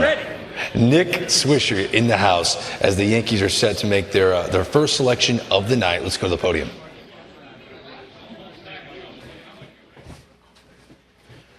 With the 30th selection of the 2019 MLB Draft, the New York Yankees select Anthony Volpe, a shortstop from Del Barton School in Morristown, New Jersey. The Los Angeles Dodgers have the next selection. That is the 9th shortstop taken in 30 picks. He's a Vanderbilt commit, like his high school teammate Jack Leiter. Jack's name not off the board. He's been saying that he's going to go to Vandy no matter what. They love his defense at the position. He's slightly undersized at just 5'11", 180 pounds. Dan O'Dowd, I wonder what your take is on Anthony Volpe. Love the kid. You know, he's got really great baseball instincts for the ball. He's always in the right place at the right time. He's an exceptional defensive infielder. Great glove-to-hand transfer. He does everything well on a baseball field. He's a solid average to plus runner. And I like the bat. And, he's not undersized for me because there's strength in the body. My player comp on this guy is a Jay Bell, Michael Young type player. I believe that kind of bat is in there. I think this is an exceptional pick at this point in time in the draft. Does he have enough arm to stay at short? You know, because of his glove-to-hand transfer, yes. Because of the accuracy of it and how quickly he gets it out of the glove and his understanding how to take angles in position, I do believe he stays at shortstop. He's the kind of guy that you need to see more than a day. You go in one day, you'll be, all right, he's a nice player. He'll be good at Vanderbilt. You watch him over the course of a week. I saw him at the NHSI, that homer at USA Baseball, the ball doesn't carry there. He really stands out against good competition, and he's the kind of guy you like more the more you see him because of those instincts, the baseball IQ, and the makeup. You know, the one thing that I'd love to look for in young players when they go into big events is how well they slow the game down. This young man all the time slowed the game down in the biggest moments exceptionally well. A Jersey kid, so I wonder if they vetted out to make sure he's not a Met fan. Well, he's a Yankee fan now. I'll tell you that much. In stereo. Up next, it's the Dodgers, another pick from them. When we come back, the Astros will make their first selection of the draft at number 32. Between Carlos Correa, Alex Bregman, and George Springer, Houston is no stranger to success in the first round. Who's next? When Wu-Tang raised you, y'all can't stop me. Go hard like I got an 808 in my heartbeat. And I'm eating at the beat like it gave a little speed to a great white shark on shark. We rock.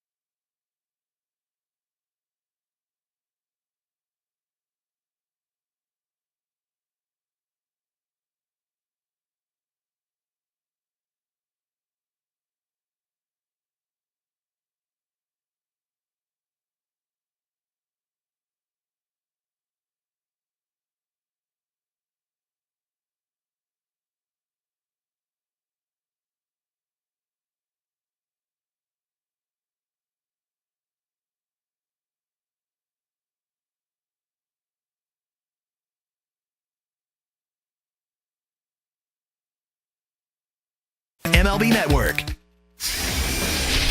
So the Los Angeles Dodgers are picking at number 31. It's their second pick of the night. It's a Cody Hosey, number 25 overall. This pick here is compensation for not signing last year's first-round right-hander JT Ginn. So it's a farm system that's already ranked 9th. It's a top 10 farm system. Right now, the best team in the National League, and they're making this pick. With the 31st selection of the 2019 MLB Draft, the Los Angeles Dodgers select Michael Busch, a second baseman from the University of North Carolina, Chapel Hill. The Houston Astros have the next selection. All right, so 2 college bats the Dodgers take, and this is a good one. Michael Busch out of North Carolina played mostly first base during his college days, some second base. He's a Minnesota native, so you know our Hall of Famer Jim Thome is interested, and he's breaking down Michael Busch. Great pick here, guys. Michael Busch, a 6-foot, 210-pound first baseman from North Carolina. And he's left-handed, and he really, really swings the bat well for me. I love his hit ability here. You know, he's into his legs. Here he pulls the ball to right center. This one, I think he stays on the baseball, goes to left center, which says he can go both ways. This one, same thing. Bat hit is getting out front. Really, I think he hit the pole out there. The other thing for me is watch the leg kick, but watch how he glides. As Sean Casey says, he gets the rubber band effect, but the hands really don't move. If the hands and the glide happen, that's where you can have a little bit of an issue. I really like the approach to this kid, and we look forward to watching him as the years progress. Jim, thanks. The news here is that a guy that was listed as a first baseman / left fielder is being drafted tonight as a second baseman. Michael Busch to the Dodgers at number 31. Oregon State baseball legend Pat Casey knows a lot about Michael Busch. What do you think of the second base position being his future? Well, I talked to Mike about him the other day, and he said he has something special. And so, you know, that versatility could be in there. I don't know enough about him defensively. We talked about him playing a corner outfield. We talked about him playing first base. But what we really talked about is this is a real bat. This is a bat with power. This is a bat that can hit to all fields. Walk to strikeout ratio is outstanding. And he was a really good athlete in high school. Football player, hockey player, so you know he's tough enough to move anywhere you want him. I really like this bat. I think this guy's going to hit and hit for a long time. Coach Fox thinks he's one of the best hitters he's ever had. And you're talking about Kyle Seager, Ackley, Colin Moran. I mean, that's saying a lot because those guys could really, really hit. So if this guy can play second base, and they got a real offensive second baseman, this guy's got a chance to be real, real good. The guy that I comp him to is Max Muncy, because no one views Max as a second baseman. Does that make sense to you? What do you think, Pat? I got Max Muncy written down here, but I was waiting for you to take that one from me again. So I was, I'm trying to. You're catching on, Pat. I know it. I was trying to make you feel good so I could come back. You know what I mean? Right. I'm a ball hog sometimes, Pat. I do apologize. Carlos Collazo, what do you think of this pick and the announcement that he's a second baseman? Were you caught off guard at all? Yeah, a little bit, honestly. I think the question with Michael Busch before the season started was that defensive versatility. He's a guy who's played first base. This spring, he actually played a lot of left field, and he acquitted himself pretty well. I think better than most scouts might have thought. He's not going to be an outstanding defensive outfielder, but I think he can handle his own. There's been less conviction that he can play second base, but obviously the Dodgers think otherwise if they're announcing him this way. But I think with Michael Busch, you have an outstanding bat with great feel for power, great feel for the strike zone, hit ability. When he hits the ball, he hits it hard and he hits it far. All right, Carlos, thanks. I want to bring this back to the desk here. Dan O'Dowd, are we getting to a day and age where we have position players? You got your Machados and your Javi Baez's and your Nolan Arenados, and then you have positionless players. Guys that are going to use data, and we're going to make sure he stands in the exact spot we tell him to, and just catch a ground ball that's hit to you. We don't need extreme range and this ability to turn a great double play. I don't know if we're going to get to that point completely, but I call them EVPs. They're everyday versatile players. I mean, the Dodgers are an organization that takes a Max Muncy and plays him at second base because of, you know, how they feel analytically they can handle that particular position. So it's not surprising that they're going to do this with Bush because they like hitters. And the one thing they've done is they have nailed their offensive players in that organization with the draft. I think the conversation we'll have maybe in a year, if they change the shift rules, we'll change the draft. Because there's no doubt that you can go ahead and put a guy in a position and think he's going to be. Just watch Major League Baseball every night. I think it changed everything. I agree with you. We'll see. There ain't no doubt about that. It's the final pick of the first round. With the 32nd and final selection in the first round of the 2019 MLB Draft, the Houston Astros select Corey Lee, a catcher from the University of California, Berkeley. Wow. Corey Lee. Now, he's the guy, like I'm known as the guy that sits next to Harold Reynolds, right? No one really knows my name. He's the guy that hit directly behind Andrew Vaughn in the Cal lineup. And that's probably why he was ranked 119th by MLB.com, 173rd by Baseball America. As a junior during the regular season, he hit 340, 14 home runs, 56 RBIs, led the team. Why rank so low?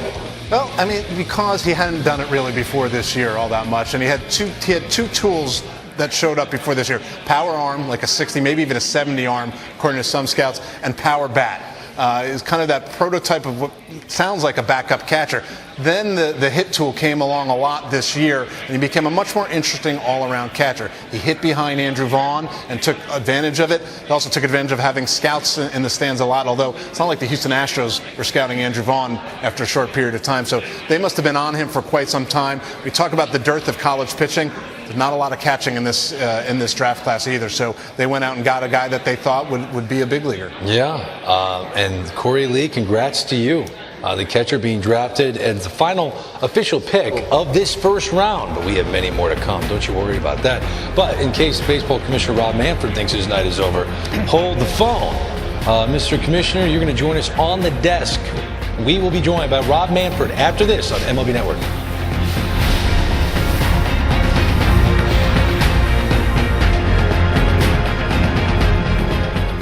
I don't know.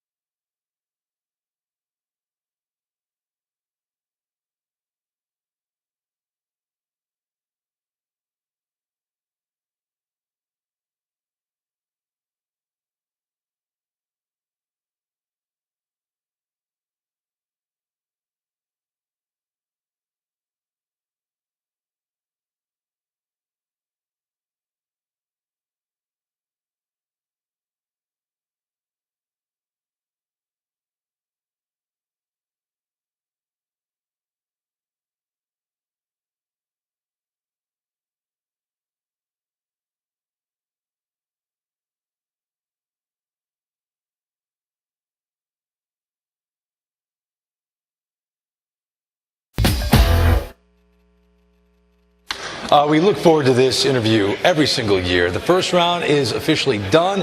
Many more picks coming your way here at MLB Network. But Baseball Commissioner Rob Manfred joins us now. Rob, good to see you. Well done tonight. Thank you. Your thoughts on the draft as it stands, the bonus pool money, how teams are using the process. What do you think of it? Look, I think that the draft has become, really a crucial source of talent acquisition for every single club.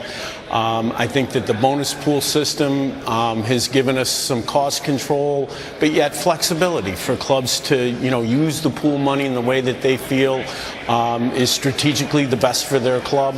And I think the popularity of the draft continues to grow just because of the amount of information that's out there about, young players that just didn't used to be available to the general public. See, now I think the biggest challenge you have, most pressure, is the names. So how long do you practice or rehearse, get those names ahead of time? Because you can have some tricky ones. I'll tell you something. We got one of our, this is no kidding, one of our high potential young guys in the back who does names tonight. It's his job to make sure that you have to pronounce people's names right. I mean, you have to. They all have draft parties. Yeah. Oh, man, I can't imagine. You want to make trouble if it was me. Yeah. Oh, yeah. Absolutely. He waved to me after the 32nd pick. I think he was glad to see me move along. Hey, one thing that's not going to move along is the London games. You got to be excited about that. Really? How did it come about, and how close are we now as we get here heading that way? Really excited about it. Well, let me say this. The two clubs, the Yankees and the Red Sox, were really both interested in doing it, and that was very helpful. When we did the announcement over a year ago, both owners flew to London to do the announcement. That's how invested they were in the game. Secondly, hats off to Tony and Clark and the folks at the Players Association. This is hard. It's different. It's out of the ordinary. The facilities are different. It's a lot of travel. They've worked with us to make it a reality. I think the games are going to be great. I've seen the venue. It's going to be a good baseball venue. I think it'll be just fine. I saw the field preparation today. Let me say we are in the bulldozer and steam shovel phase right now.